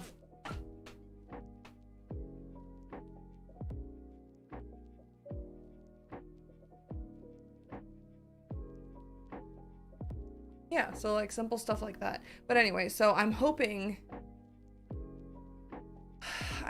that there is room for like actual customization in the service, but we will see. Yeah, and then the last thing that they talked about is that we are expanding membership benefits, which include subtitles on Weverse Live. And in their call, they specifically said it would be live subtitles. So like as the artist is on VLive or Weverse Live. Okay. I don't know how you do that, but we will see how that works out. It would be nice to be able to actually understand what BTS members are saying in real time, but I don't know how you do that. So, then they talked about their financial performance. They talked about how, yeah, they have more artist involvement this quarter, but that is because they have really strong artists, and they've built a really good and huge in-house like capacity for music production, concert production, content production. So like they have a really good machine in place to like allow for creativity and then to make it happen in a way that's cost effective and timely. And then they repeatedly said that like their current financials reflect a business plan and that they can still grow without BTS. They talked about how they're planning on having dividend payouts and buying back stock this year, which is really important because it will increase the price of their stock, because everybody wants dividends. Dividends meaning like if you own Hive stock, you will when they pay out dividends, you will get a certain percentage per stock. So it then is in your best interest, if you know that dividends are being paid out, to go buy more Hive stock so you have more when they pay dividends out. And then stock buybacks means you're taking stock off the market, so the stock that's left, in theory, the price will go up. So basically Hive is saying like, we're going to pull some levers to make the price go up as well, so you should, you know, buy stock ahead of time so you can, you know, enjoy the benefits of our stock price going up. And yeah, and they reiterated that they're planning on having an explosive Q2 and the rest of the year in terms of like business growth and success with all of the stuff that their artists are releasing. Sorry, it's in my mind. So, they got asked like, what is your roadmap for Weverse? So they talked about how this year they're really focused on an aggressive global expansion. They're gonna be adding new artists, they're gonna launch all those new services, and they're going to stabilize those services and the platform and make it all like something that people want to use, that people keep coming back to use, that actually generates revenue for them, and that they can depend on having more revenue in the future. And all of these new services will, of course, give them more growth. They'll have more money, lots more money to invest in the platform. They got asked if they were going to keep spending a lot of money on Weverse. And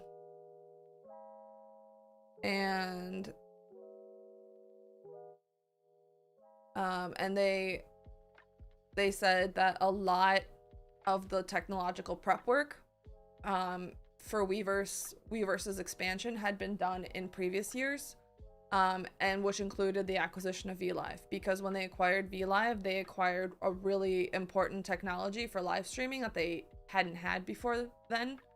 And this technology and like the investment in expanding it and making it bigger, giving it more capacity to handle higher traffic, especially for concerts,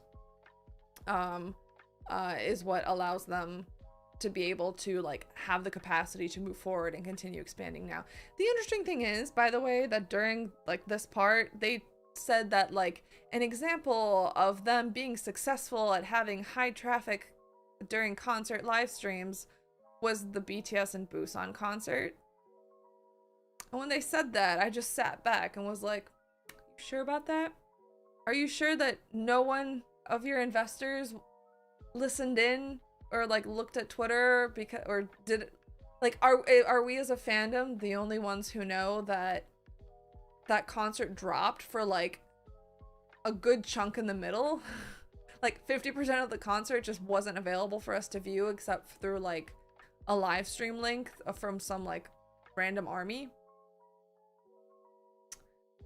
I don't know. I was like, Hive, I can tell you're getting a little, like, basically them saying stuff like that made me realize that like they were really feeling the pressure to prove that Weverse was successful, and they were starting to spin facts a little bit. And I was like, okay, maybe your investors really haven't been paying attention.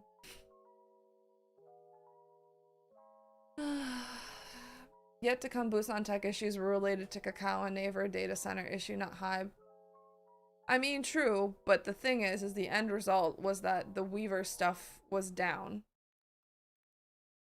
And it's the Weverse platform and the Weverse platform's live streaming ability that they were holding up as their success story. And I was like, is it really a success story?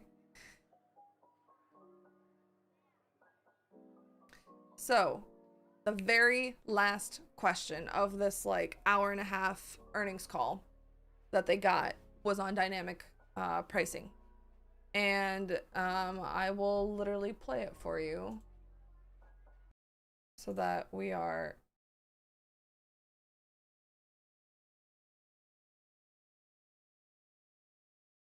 dynamic pricing.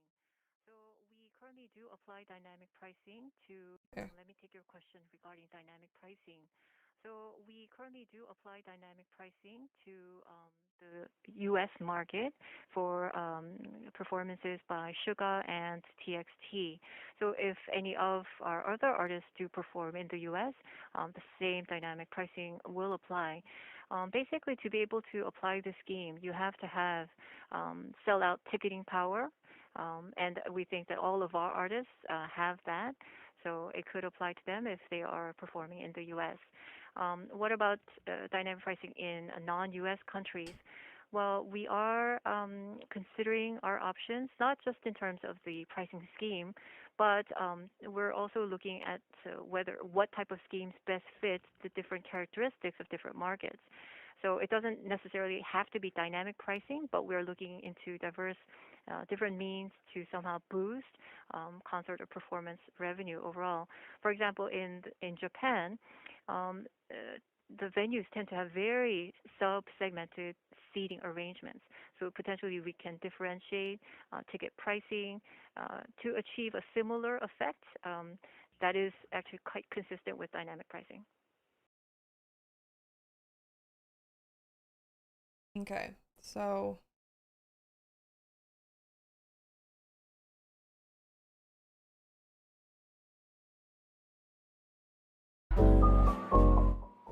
sorry. Yeah, so that is the very last question they had. And then they were like, all right, thanks, bye. And I also did just want to point out that the one who answered the question is the CFO. And then in Korean, and then it was translated into English. So I know that some people were like talking about that it was just said like so matter of factly. And that it was like like there was carelessness and it was very casual. And I mean, all I can say is that one, when something gets translated, you're losing nuance and tone and word choice, so it's harder to evaluate that. But two, I will also say the one who answered that was the CFO. A CFO is extremely focused on financial metrics. They are on a call in front of a bunch of piranhas. They are only focused on demonstrating that they are going to have future growth. I'm not saying this is right, okay? I'm just trying to convey to you what I think the perspective was of the CFO as he answered this question. He's focused on demonstrating that Hive will continue to grow. They are going to have additional revenue that they will earn through dynamic pricing, and bragging that they are so confident that their artists are successful enough to sell out venues consistently, proving their multi-label system. And the issue here is that like in giving this comment and then just saying okay bye, right, it's coming after like all this pressure from the entire earnings call for them to prove that they know what they're doing, that they're going to keep making all this money. Weverse is amazing, that like everything is great, blah blah blah. Everyone's asking them questions, like all the Q&A after they go through their presentation is asking about Weverse, is asking about Weverse metrics. Oh, how are you going to be successful here and here and here and here? Can you prove this about Weverse? What's this? Weverse. Like, tell us, like, prove to us that we should still be invested in you. And then the last question is like, oh yeah, and are you guys using dynamic pricing too? And they're like, yeah, we're using dynamic pricing. We're gonna have more money. Our artists are really successful. See, like, this is proof to you that our artists are successful. And that comment does not give context for why they chose dynamic pricing. It also does not provide what that's gonna look like, right? Like, there's no details. Like, are all tickets sold with dynamic pricing, or is it just a portion? Is this something that was selected in order to ensure that like concerts could be, or yeah, they could go on tour faster, and not have to worry about like working all the details and making everything like as cheap as possible, which would take more time because they'll make more money through dynamic pricing? Like, there's no context, there's nothing, right? This is just the last comment made in this high pressure situation, and then they said bye, and completely, in my opinion, underestimated that one, the fandoms would be listening, and that there is extreme disgust and outrage from fandoms from our experience with dynamic pricing to date, and Hive's, like, I guess, I don't know, underestimating how vocal we would be about this, and that it's not something that would just be accepted, because it's not just Army, right? It's other fandoms as well. Maddie, I'm literally sitting on the tarmac getting ready to run through the airport because my flight was delayed, but I'm here and hope the stream is going well. Thank you. Have a safe flight.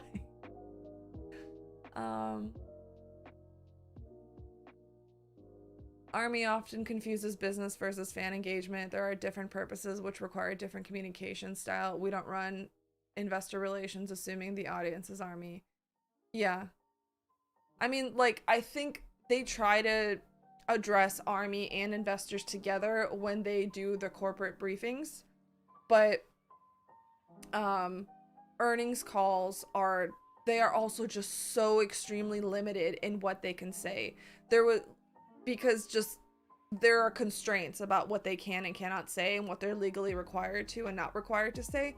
There was even like another question they were asked about Weverse and like breaking out like how much money they think they'll make through DM services. I think that's what was asked, and they were just like, we can't tell you that, we don't track that, and we're not required to tell you that anyway. Like, it's a really rigid situation, high stress, high pressure, high hostility, and I think it seems like Hive underestimated that armies would care so much that we would tune in to this boring ass earnings call to see if there was any information we could glean for ourselves.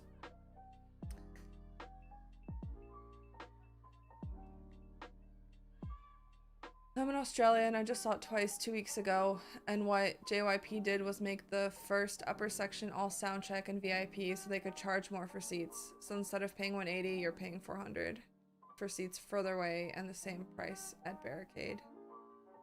Wow. That's crazy.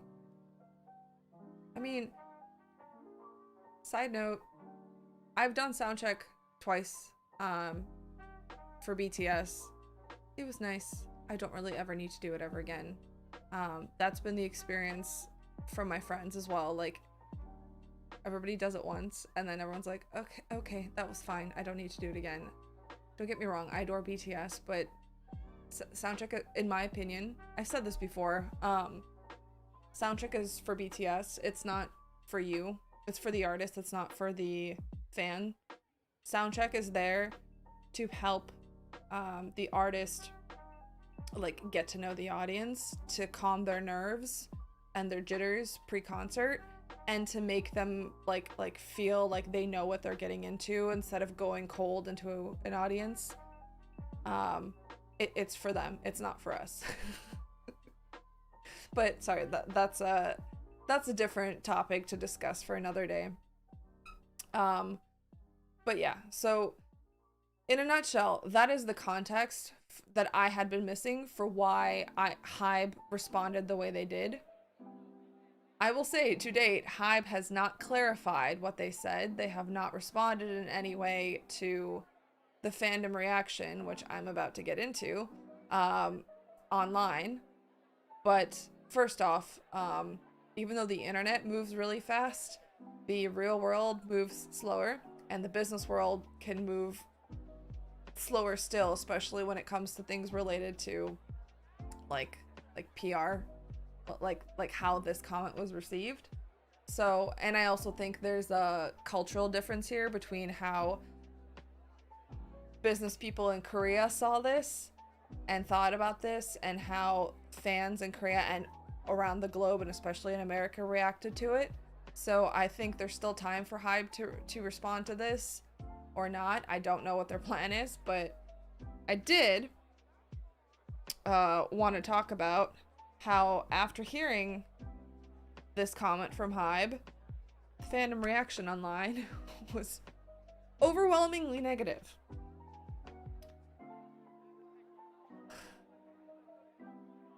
So, one of the things that happened was that I just tried to combine the word BTS and people. PTSD. Is that fandom started canceling orders on Weverse in protest to boycott dynamic pricing. The reason for this was because there is a section on Weverse that allows you to say why you are canceling. So it was like the one place where people felt like they could actually send a message directly to Weverse, directly to Hive. Because there's really not many other avenues to do that. So reading this example here, I spent a lot of money on BTS and want to continue to do so. But dynamic pricing is predatory. It makes us feel like you are taking advantage of us when we have been there to lift up Hive. There are other ways to bring in revenue. Taking advantage of us isn't the way. Taking advantage of our love for BTS is abusive. Appreciating us and finding ways to sell us things we want is the way. Don't turn into the typical money-hungry corporation. Be better.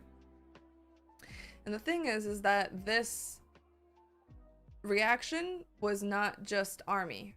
And Hypen's fandom engine also said that they were tweeting all their like fandoms on Twitter were talking about how it will affect them in the future too. So they wrote letters on Weverse and on Twitter to Hive as well, talking about this. 17's fandom Carrot was boycotting and writing things on Weverse about this as well, and so was TXT's fandom Moa. Basically, fandoms everywhere were against dynamic pricing, understandably so, because it's a predatory practice, it's a classist practice, and it just fucks everyone over. More of ARMY. This reason for canceling just says, I am canceling this order to protest Hive's use of dynamic pricing for concert tickets. It is an unjust and predatory practice that alienates BTS's fanbase ARMY, and then I think added in Korean as well. Someone else saying that dynamic pricing only works when there is enough low supply periods where prices can drop. Doing this to ARMY when BTS sells out stadiums the moment tickets are available only results in unethical surge prices that shafts every fan.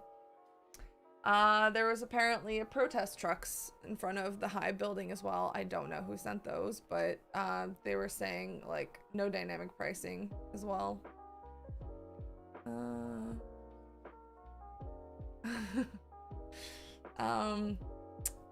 More of BTS's and more of ARMY's reaction. The fact that this outrage was so large that K-ARMYs got involved as well. Apparently dynamic pricing they don't have dynamic pricing in Korea, is that right? Did I understand that correctly? But despite that, they were still participating in the boycott and canceling non-album Weverse orders and commenting that it was a protest for dynamic pricing. Someone else was saying like, what if you just buy stuff and then immediately cancel it, you can use the comment box immediately as well, even if you don't have anything that you're actually waiting on. Yeah, just people posting on Weverse and like, you know, hiding from artists and then writing long messages on Weverse about it. Yes, you can't change price after you set it. Gotcha. Yeah, so it's not in Korea. It's just the rest of us. I like that plan. I feel like we should have that. Other comments. It's worth noting fans pay for membership to even have a chance to buy tickets via membership presale. Exploiting that same fan base and rewarding their loyalty by subjecting them to dynamic pricing is unconscionable. It's such a hostile, profit-driven move with no regard for the fans. Yeah, I compiled so many responses that I thought summarized these issues really well. And I wanted a chance to showcase that this isn't just me talking about this in a bubble. Like, I am just here as like a vehicle to summarize what I've seen everyone else saying, because to us it's so obvious that this is a bad move. Another ARMY said, is a BTS concert worth spending money on? Absolutely. The incredible experience is unmatched. However, I would rather watch a live stream and forego the in-person experience than be forced to pay an exorbitant amount of unexpected ticket price plus fees. Another army said, and no, Brenda, it's not the same as airline tickets or hotels or car rides. We don't have a parasocial relationship that takes all emotional energy and free time and spending money with those companies. There is zero expectation of sharing a heart and a fate. No comparison. Exactly. The fervent demand for a concert with your favorite artist stems from your emotional connection to them. And that is what is being used in order for prices to increase. Another army said, when BTS had a concert in Busan, armies actively reported hotels that did price gouging. We protect each other from this unethical practice. Hive should know that we will never agree with dynamic pricing. This person raised a good point, that this isn't the first time that we've protected each other from price gouging. So, and they were aware that we did this. I believe, if I remember correctly, there were even like articles that were talking about it related to the Busan concert. So clearly this just isn't something that we condone across the globe. Another army. I see that Hive is trying to show their shareholders that they can still bring money and stay consistent. But they should not forget that this dialogue includes the fans too. Their business decisions shouldn't be on the expense of fans' love in vulnerable moments. Exactly. A fan is still a shareholder. And even if we don't have a fucking stock. My mind is a mush. I'm starting to lose it. Oh, let's pull out the right words, Yami. You know what to say. And that the other part of that is that, like, buying a ticket and spending money on high price tickets is a very vulnerable emotional moment. Yeah. Another army said, does Hive realize that armies buy tickets to shows they have no intention of attending solely to keep tickets reasonable and in the hands of true fans? We don't scalp them and maximize our profit. That's our contract with each other. And I just wanted to say I really resonated with this one because that's true. We do buy tickets more than we need, which with dynamic pricing would drive the price up, but we buy them and then resell them at face value to other armies through our networks because we specifically are trying to keep those tickets out of the hands of scalpers who resell them at exorbitant rates. I myself have bought several tickets that way. I bought, I think, to the last 2 or 3 concerts I've gone to, I've bought tickets through other armies, like reselling. What am I talking about? Even before the pandemic, I did that. I've done that the entire time I've been a fan of BTS. I've bought them from other armies because we are the only ones that care about each other and care about the fan experience rather than making money off each other. Maybe the same can't be said for other fandoms. I don't know. I've never seen any other network like this outside of Army. Another army said, I will never defend dynamic pricing. It lives off the economic class system. It degrades and prevents people who are struggling financially from going to live shows anymore. Capitalism at its finest. Another army. I think what's most upsetting to me is knowing how much people are looking forward to 2026 so they can see BTS on tour again. And the thought of so many people not being able to buy tickets because of dynamic pricing makes me so fucking heartbroken. BTS would never want this. Another good point. Another good point. So many good points here.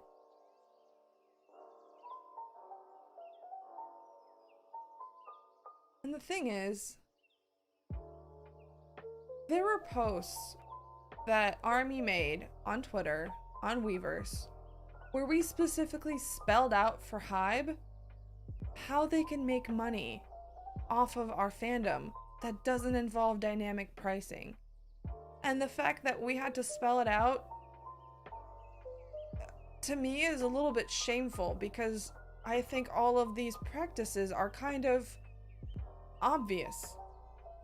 Or if not obvious, something that you can realize if you just think a little bit. So here's this one. Dynamic pricing. Price gouging, plain and simple. Confirming that Hive did willingly opt in for DP equates to biting the hand that feeds you. It is exploitative and predatory. Hive, if you wanted to make more money per concert, why didn't you just give armies HD paid live stream concerts to us for all concerts? How out of touch are you with your main consumer base now that you thought DP would be a good idea? Legal live streaming is an alternative for those who are unable to attend concerts in person for various reasons. Not all people, even if they could afford to go to any and all concerts, can attend a concert in person. Live streaming option. If you hadn't been so clearly disconnected with ARMY, you would have understood that this is a viable option and most definitely preferable alternative to dynamic pricing.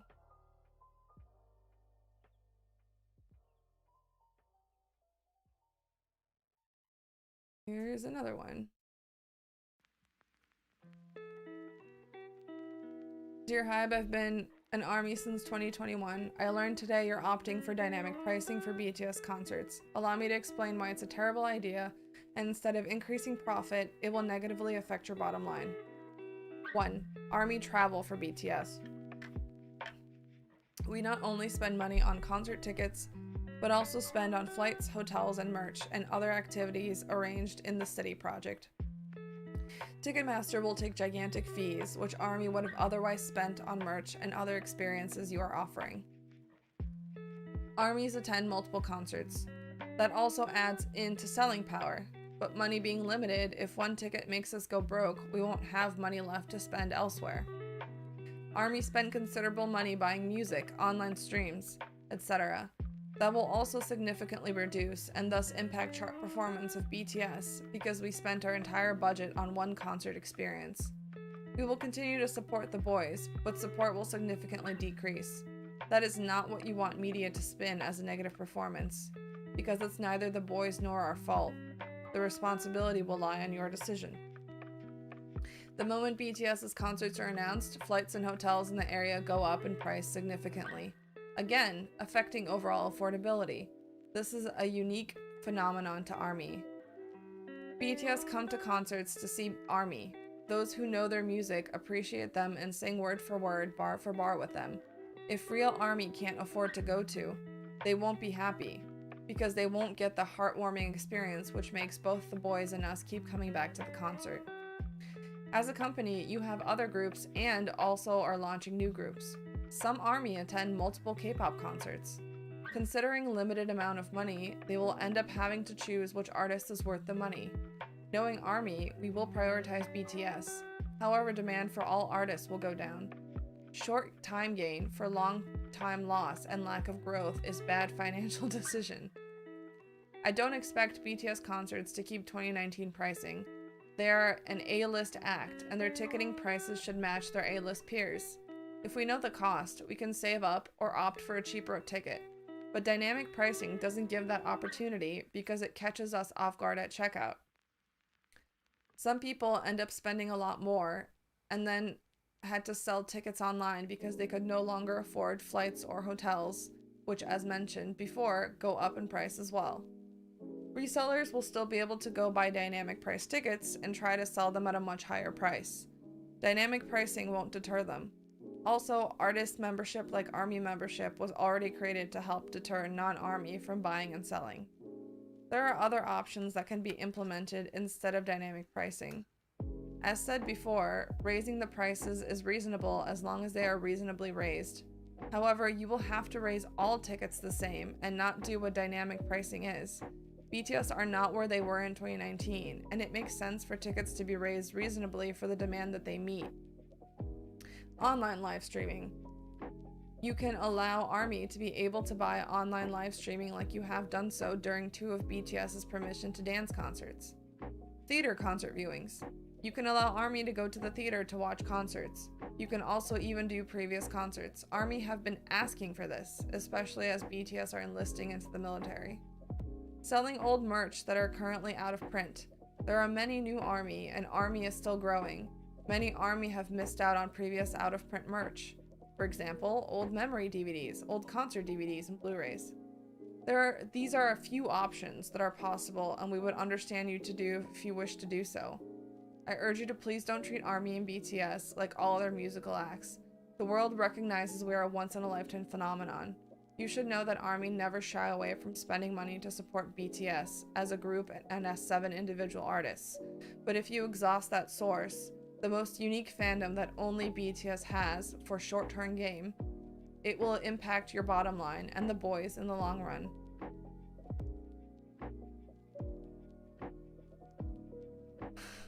I just read these and I'm like, this shit seems obvious to me. Why is it not obvious to them?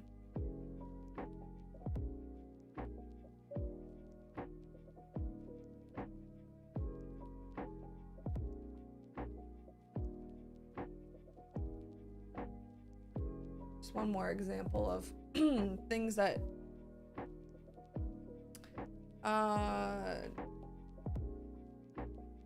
ARMY fully understand that concert prices cannot be the same as they were 3 years ago, especially considering how much you had already planned for the MOTS tour. We understand. Please feel free to increase the base price of a concert ticket. We understand that. Make additional VIP packages at a higher tier value. There are so many options, not to mention many other non-concert options to help make money. Something we as fans can all agree on, though, is that music takes top priority, and you have a vault of unreleased music that we have been begging to pay for years. Concert, live, remixes, instrumentals, MTV Unplugged more in theater, releases of concerts or old concerts, old DVDs and concert merch, restocked artist-made merch, Purple Whale release, make DVDs of the online documentaries, clothing, hats, accessories with lyrics, more housewares, cups, vases, pots and pans, toasters, dishware, pillowcases, throw blankets, humidifiers. There are so many ideas we can help you with if you let us.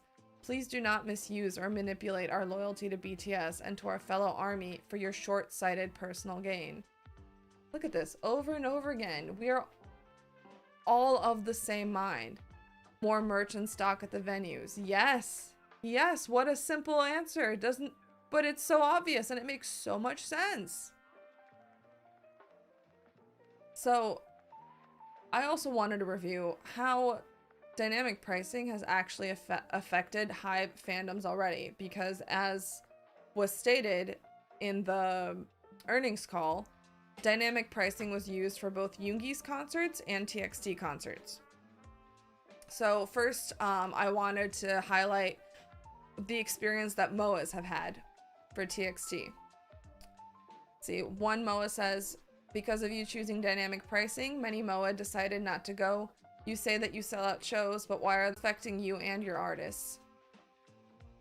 And then someone here saying dynamic pricing kicked in. Look at that fucking price. Insane. For those who don't know about dynamic pricing, for TXT in LA, floor seats in the back sections were going for over $800. These would not have a good view no matter your height. They weren't resale. $700, $800 plus dollars to see the back of a bunch of heads and a very distant TXT.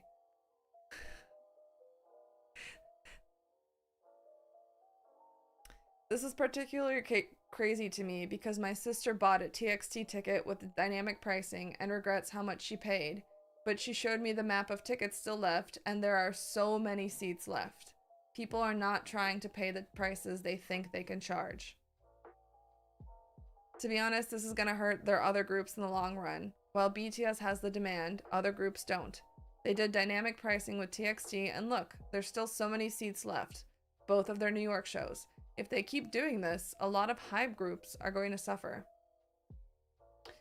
Someone else, I really want to go to a TXT concert, but if this continues, I might not go. I have a young brother and a sick father. My mom was the one taking care of them, so I'm the only one who earns money, so I really can't go over the budget. I'll just cry, I guess. And then on the other side of the spectrum, but still sad. One MOA says, no dynamic pricing is going to stop me from getting VIP for TXT. I may be broke and have to live on water and air for a few months, but it's okay. At least I would have been at Barricade. What the fuck? They already use dynamic pricing for ASM. See the dollar difference. ASM... I may be wrong. This may be a different group, but I wanted to include it here just to show that, like, the price between official platinum and normal tickets, how much it jumps. This MOA shared screenshots of dynamic pricing for a TXT concert in Charlotte. The first row seat with no soundcheck or benefits was going for $900. BTS's dynamic pricing affects the demographic of the show. Rich fans will have the opportunity to watch, while modest to poor ones will be suffering. TXT is not selling out their concert at all. Lowest to priciest seat alike. So, basically, I'm looking at this, and to me, it's just showing, like, first, the idea, the dynamic pricing, that the algorithm works correctly, doesn't seem to be the case. If these price comparisons actually happen, which I do believe they happened. So to me, the algorithm isn't working. If the purpose is to get butts and seats and to fill capacity, that's not working. If the purpose is to get the venue sold out and more money in the hands of the artist, well, that's not really working if tickets aren't even selling on the primary market. So I'm not seeing the results that that I was promised, that everyone theorized. Let's move on to ARMY experiences.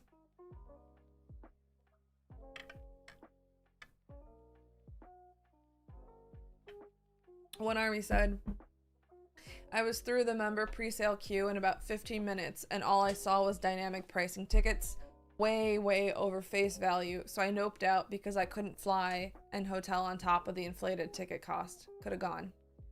Someone else. I bought 2 tickets for $1,800 for section 115. Was freaking out when I bought them. Wouldn't have bought them at all in hindsight because I would have been better off getting resell. Did not know about dynamic pricing or that little box that you check or uncheck to include or exclude dynamic price tickets until much after. Wanted to die. I didn't expect the prices to be so high, so when I saw they were selling out, I panicked and checked out. I'm trying to sell them for the same price I bought them for. I bought them for $1,063 each, for a total price of $4,255. When I went to purchase tickets after being in the queue for 45 minutes, the only seated tickets left were dynamic price nosebleed ones that were starting at $1,000 plus, and the only other alternative was VIP GA soundcheck tickets for $500 plus, so I just went with those. I actually asked this person if that actually, like, how does that make any sense? And they also were like, I don't know. But so again, to me, algorithm is broken. My friend and I purchased tickets around the same time. I paid $100 per ticket. Hers were on the same level, 3 rows forward, and she paid $400 per ticket. Someone else. My friend clicked on 3 $279-ish face value tickets, but when the cart opened, it was $2,200.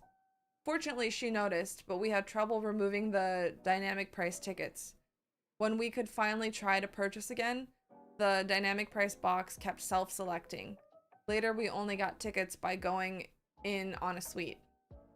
To be clear, it was $2,200 total, so the 3 tickets had roughly tripled in the seconds between clicking on them and the cart opening with the fees. It was outrageous and frustrating. The betrayal I felt that Big Hit opted into what I see as an inherently corrupt system hurts. So again,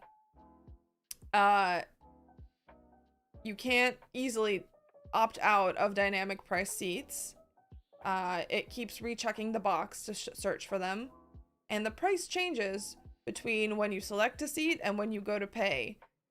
So the algorithm and the system is set up to catch you off guard, to catch you in a moment of weakness, or to catch you in a moment of panic, so you already buy and have entered in your credit card information before you realize what the total price is.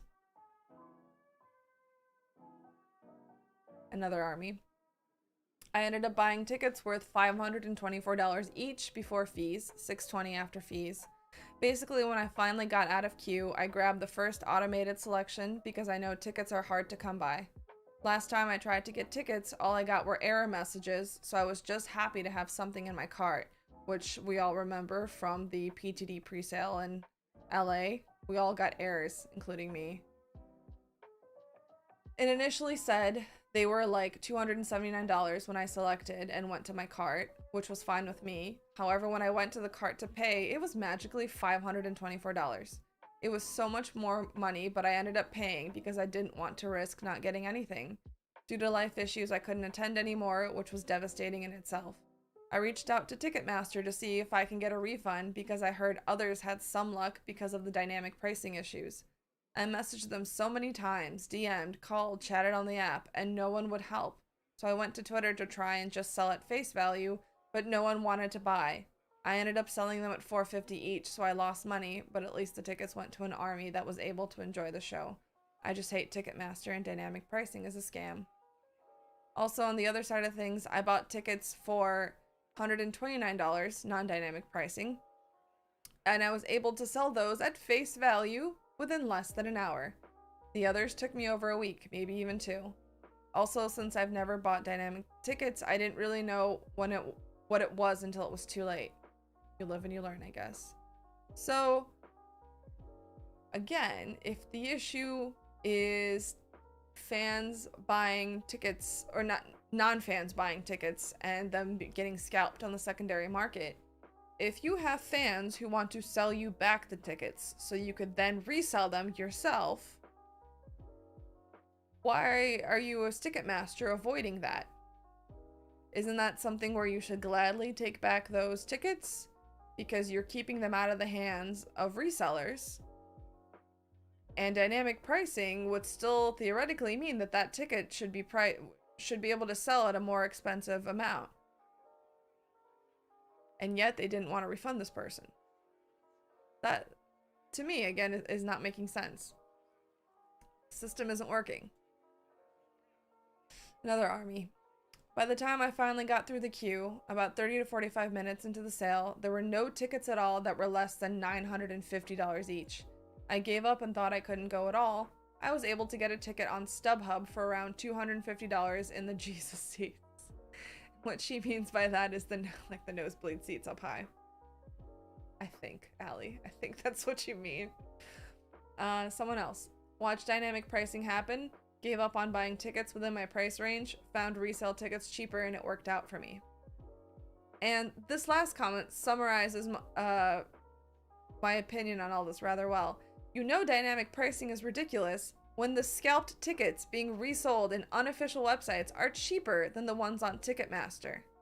So in effect, this dynamic pricing, after taking advantage of people's panic, pressure, split-second decision time needed, and maybe even missing something because you didn't know the price had changed, to make them pay more money in order to avoid the secondary market, in order to make it so that scalpers can't resell tickets. Well, your fans who would have given you their money now can't and are finding cheaper tickets on the resale market. So you haven't really eliminated the resale market. It's still there. And the tickets on there are selling for cheaper.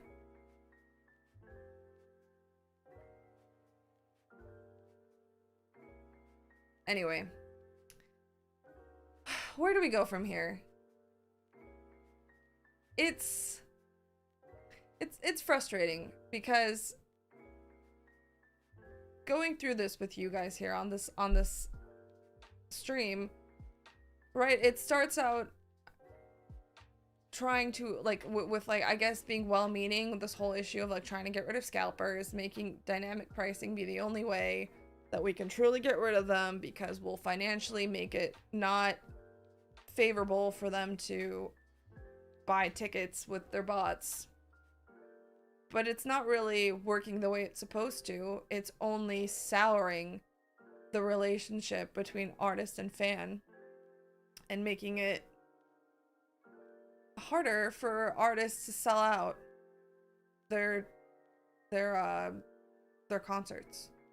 It's also creating situations where the resale market still exists and is now more affordable for fans to buy from than the primary market, in which case you're going to see more people drift towards the resale market waiting for tickets to drop. The bots get the cheaper tickets while fans are stuck with the dynamic pricing prices. Yeah, exactly. So you're helping no one except the fucking scalpers, and ruining your relationship with the fans in the process. So, I saw this post from One Army that I thought kind of summed up where we stand on this. How do you protest this? 1, we let Hive know that we want them to opt out of dynamic pricing. They can raise their 2019 level concert ticket prices, but prices must be transparent and predictable. We hold them accountable for what they can control, which is what we've been trying to do with the boycott, with canceling stuff, with leaving comments and messages on social media, on Weverse, on Weaver Shop. 2, we lobby our governments to stop this practice and others that hurt artists and their fans. We keep them accountable for what they can control. Yes, and I will get back to this point in a moment. Because lobbying is difficult unless you know exactly what you should be supporting and what you're supposed to do about it. And 3, or 2, again, as fans, if we see a ticket price is surging, we stop buying. This is our choice, to buy or not to buy. We hold ourselves accountable for what we can't control. This is the difficult part, because emotions are involved, and I think it's very hard to tell someone else to control their emotions and to give up their chance to see, you know, these artists, these 7 men that we care about so much, to protest surging ticket prices. I think this is the hardest one, because this whole practice is founded on emotional manipulation. I think continuing to do as much as we can in terms of communicating with Hive, even though they don't really make that easy, is what we can do, which is also why I've wanted to do the stream and make this video. But the other thing that I think we could maybe do more of is lobbying our governments. And what would that look like in the US? So there is a fair ticketing reforms, Fair Ticketing Act, that is being lobbied by a bunch of artists and Ticketmaster against scalpers. And essentially, like I said before, there is no federal law against scalpers. There is only, each state has their own anti-scalping laws that they've set up, and each state can go in and change those at any time.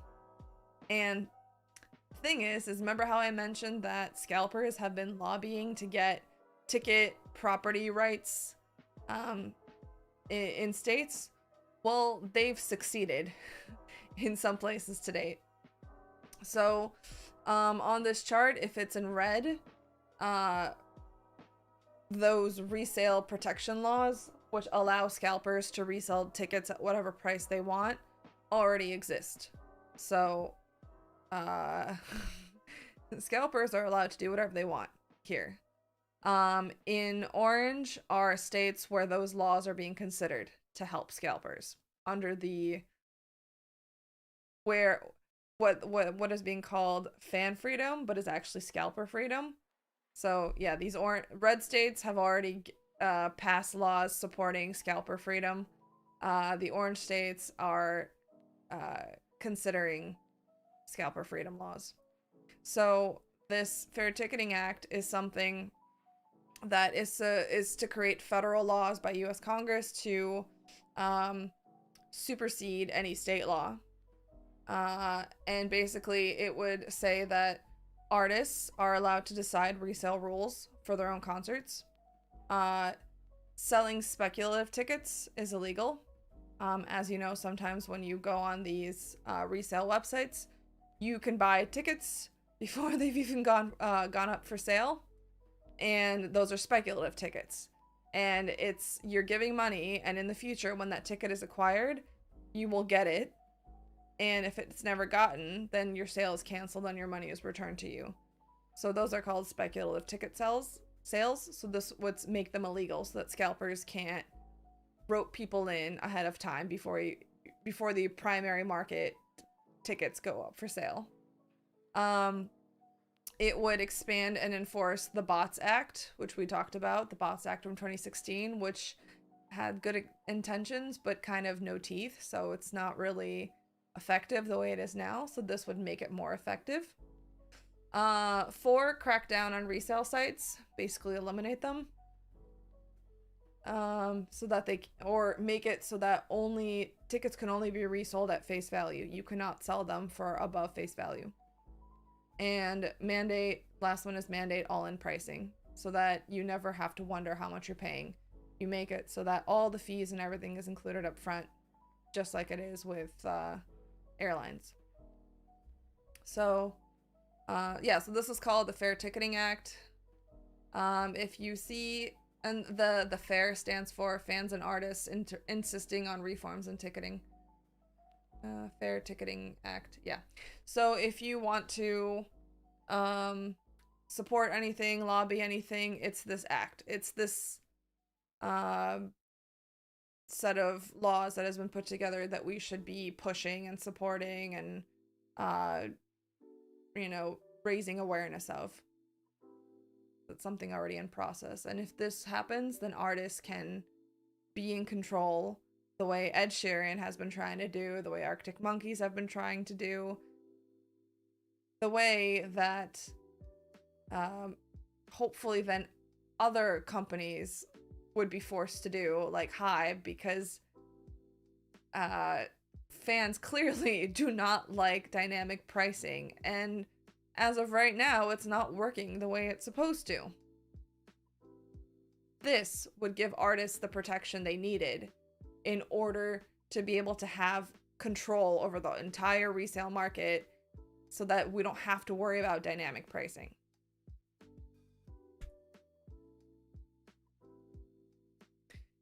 So, man, I'm starting to lose my voice.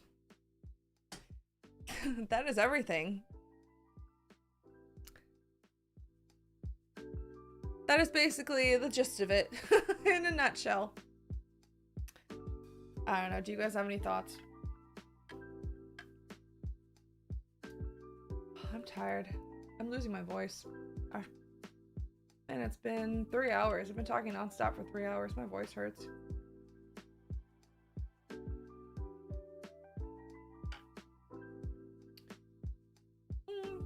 Thank you so much for your time. You're welcome, Nanami. I hope this has helped kind of make it a little more clear supposedly what dynamic pricing is trying to correct for, and then the evidence of us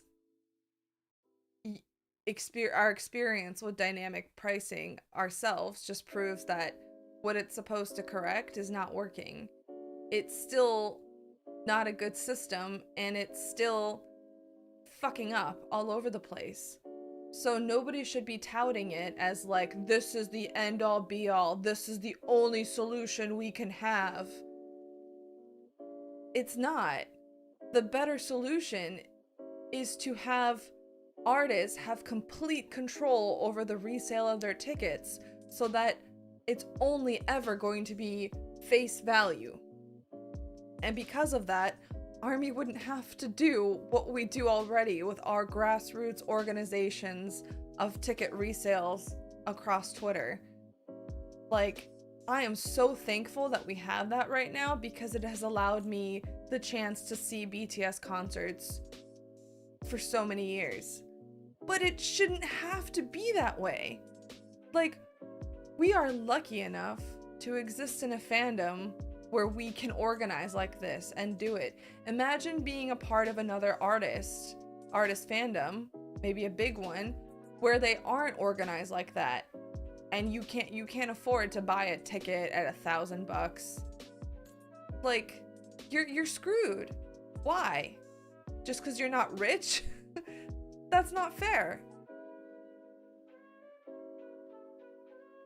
So, at the end of the day, that is my conclusion. We need to support and promote the Fair Ticketing Act and get it in front and call our legislators and tell them to support it and promote it and follow stuff in the news about it. As for other countries, I don't know. Follow America's lead, I guess. DP is such a short-term solution, plus the cost of living has gone up. Yep, very true. It's just, if you think about it on a surface level, you can be like, oh, yeah, dynamic pricing, I hate it, but I guess it makes sense, like, trying to keep money out of the scalpers' hands. But when you look at when you dig deeper into it, when you do a deep dive, when you look at what it's supposed to be fixing step by step, what are other things that people are trying, and what the actual reality of dynamic pricing looks like, you realize that it's kind of dysfunctional. It doesn't work the way it's supposed to. It only creates a lot of heartache for fans.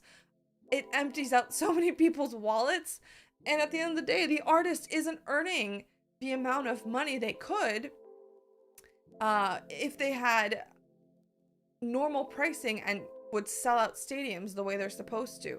Dynamic pricing leaves money on the table, which is not what artists want to do. Oh man. So yeah. Tell your friends. Fair Ticketing Act. We should support it. We should promote it.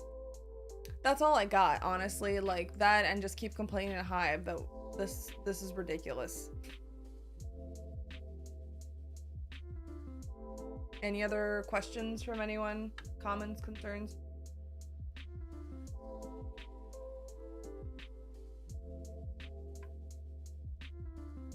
People trying for tickets for Yoongi's concert tickets were caught off guard, not expecting DP that won't fly for the next concert as easy. I hope so. I hope so. I really do. I really hope that, like, it goes better next time. But I feel like part of this is also dependent on the algorithm. And if the algorithm isn't fixed, if it continues to still be glitchy in terms of pricing and whatnot, we may encounter other issues. So, I don't know. Maybe that's also Hive's plan. They're like, we know the fandoms are mad now, but they'll get over it. Dynamic pricing will be better next time. But what if it isn't? I don't know, man. I think this is ridiculous. Also, with all the members going to be to the military next year, Hive is just trying to make as much profit to save face. Yeah, maybe. It's just, again, you've spent all this time promoting your Weverse platform, and your Weverse platform's success hinges on the relationship between your artist and that artist fans. Because if they have a good relationship, those fans will spend more money on weavers. If the relationship isn't so good, they won't. And you can ruin that relationship with your ticketing process, with this stupid dynamic pricing. So you're fucking with your own model. Doesn't seem to be the smartest choice. I paid DP for day 1, but licked it with Army day 2, and Ticketmaster released at cost for day 3.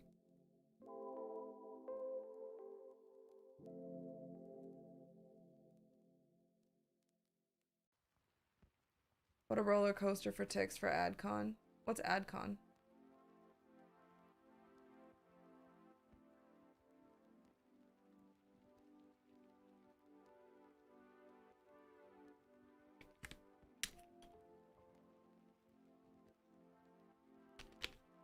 I just keep thinking, like, if some artists are doing this whole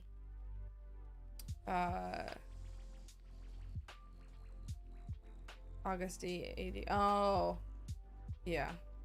But a roller coaster for tickets for Augusty concerts. Yep. Agree. Yeah, I just keep thinking, like, if some artists, some big artists, have already started to use this whole, like, face value exchange thing, what's stopping everyone from doing it? Like, are you just trying not to piss off the scalpers? I don't think you need to worry about pissing off scalpers. They're going to keep lobbying states to remove anti-scalping laws, or they're gonna keep lobbying states for scalper freedoms no matter what.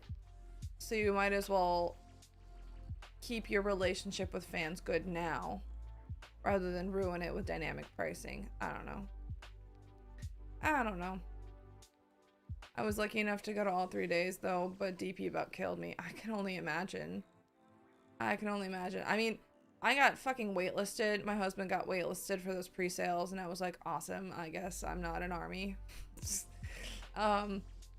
But I was really fortunate to find armies who were reselling at face value.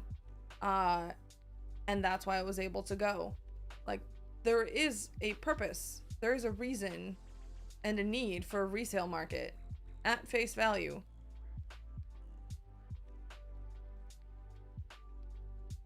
I don't know. I just, the first BTS concert I ever went to was Love Yourself in 2018.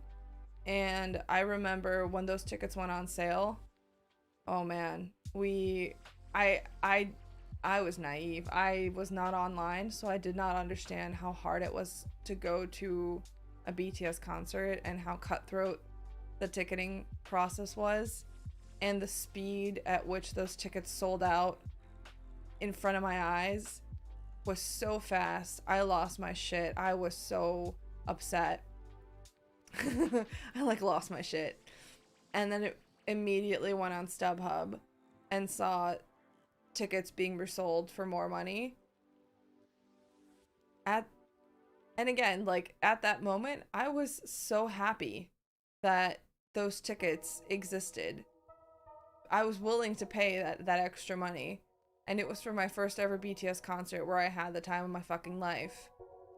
So, in some ways, like, I can understand that a resale market allows people who wouldn't have the chance to go otherwise to have access to tickets and be able to buy them.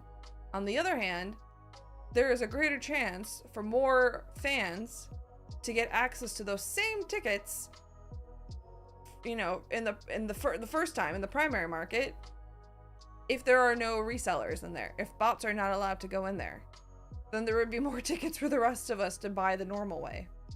So, I don't know. Oh, but yeah. So, this has been another Army Finance 101 video with your host, Yami, your teacher, Yami. Thank you for tuning in. I really appreciate you guys being a wonderful audience and all of your discussions and all of your questions, and yeah. It's been really great. I hope you can take this information and tell other people about it. Tell them about the Fair Ticketing Act. Direct them to this video so they can learn as much as you know. Yeah, and hopefully things will improve from here. Alrighty, guys. Alright. Good morning, good evening, good afternoon, good night, wherever in the world you are. I'll see you guys next time. Bye-bye.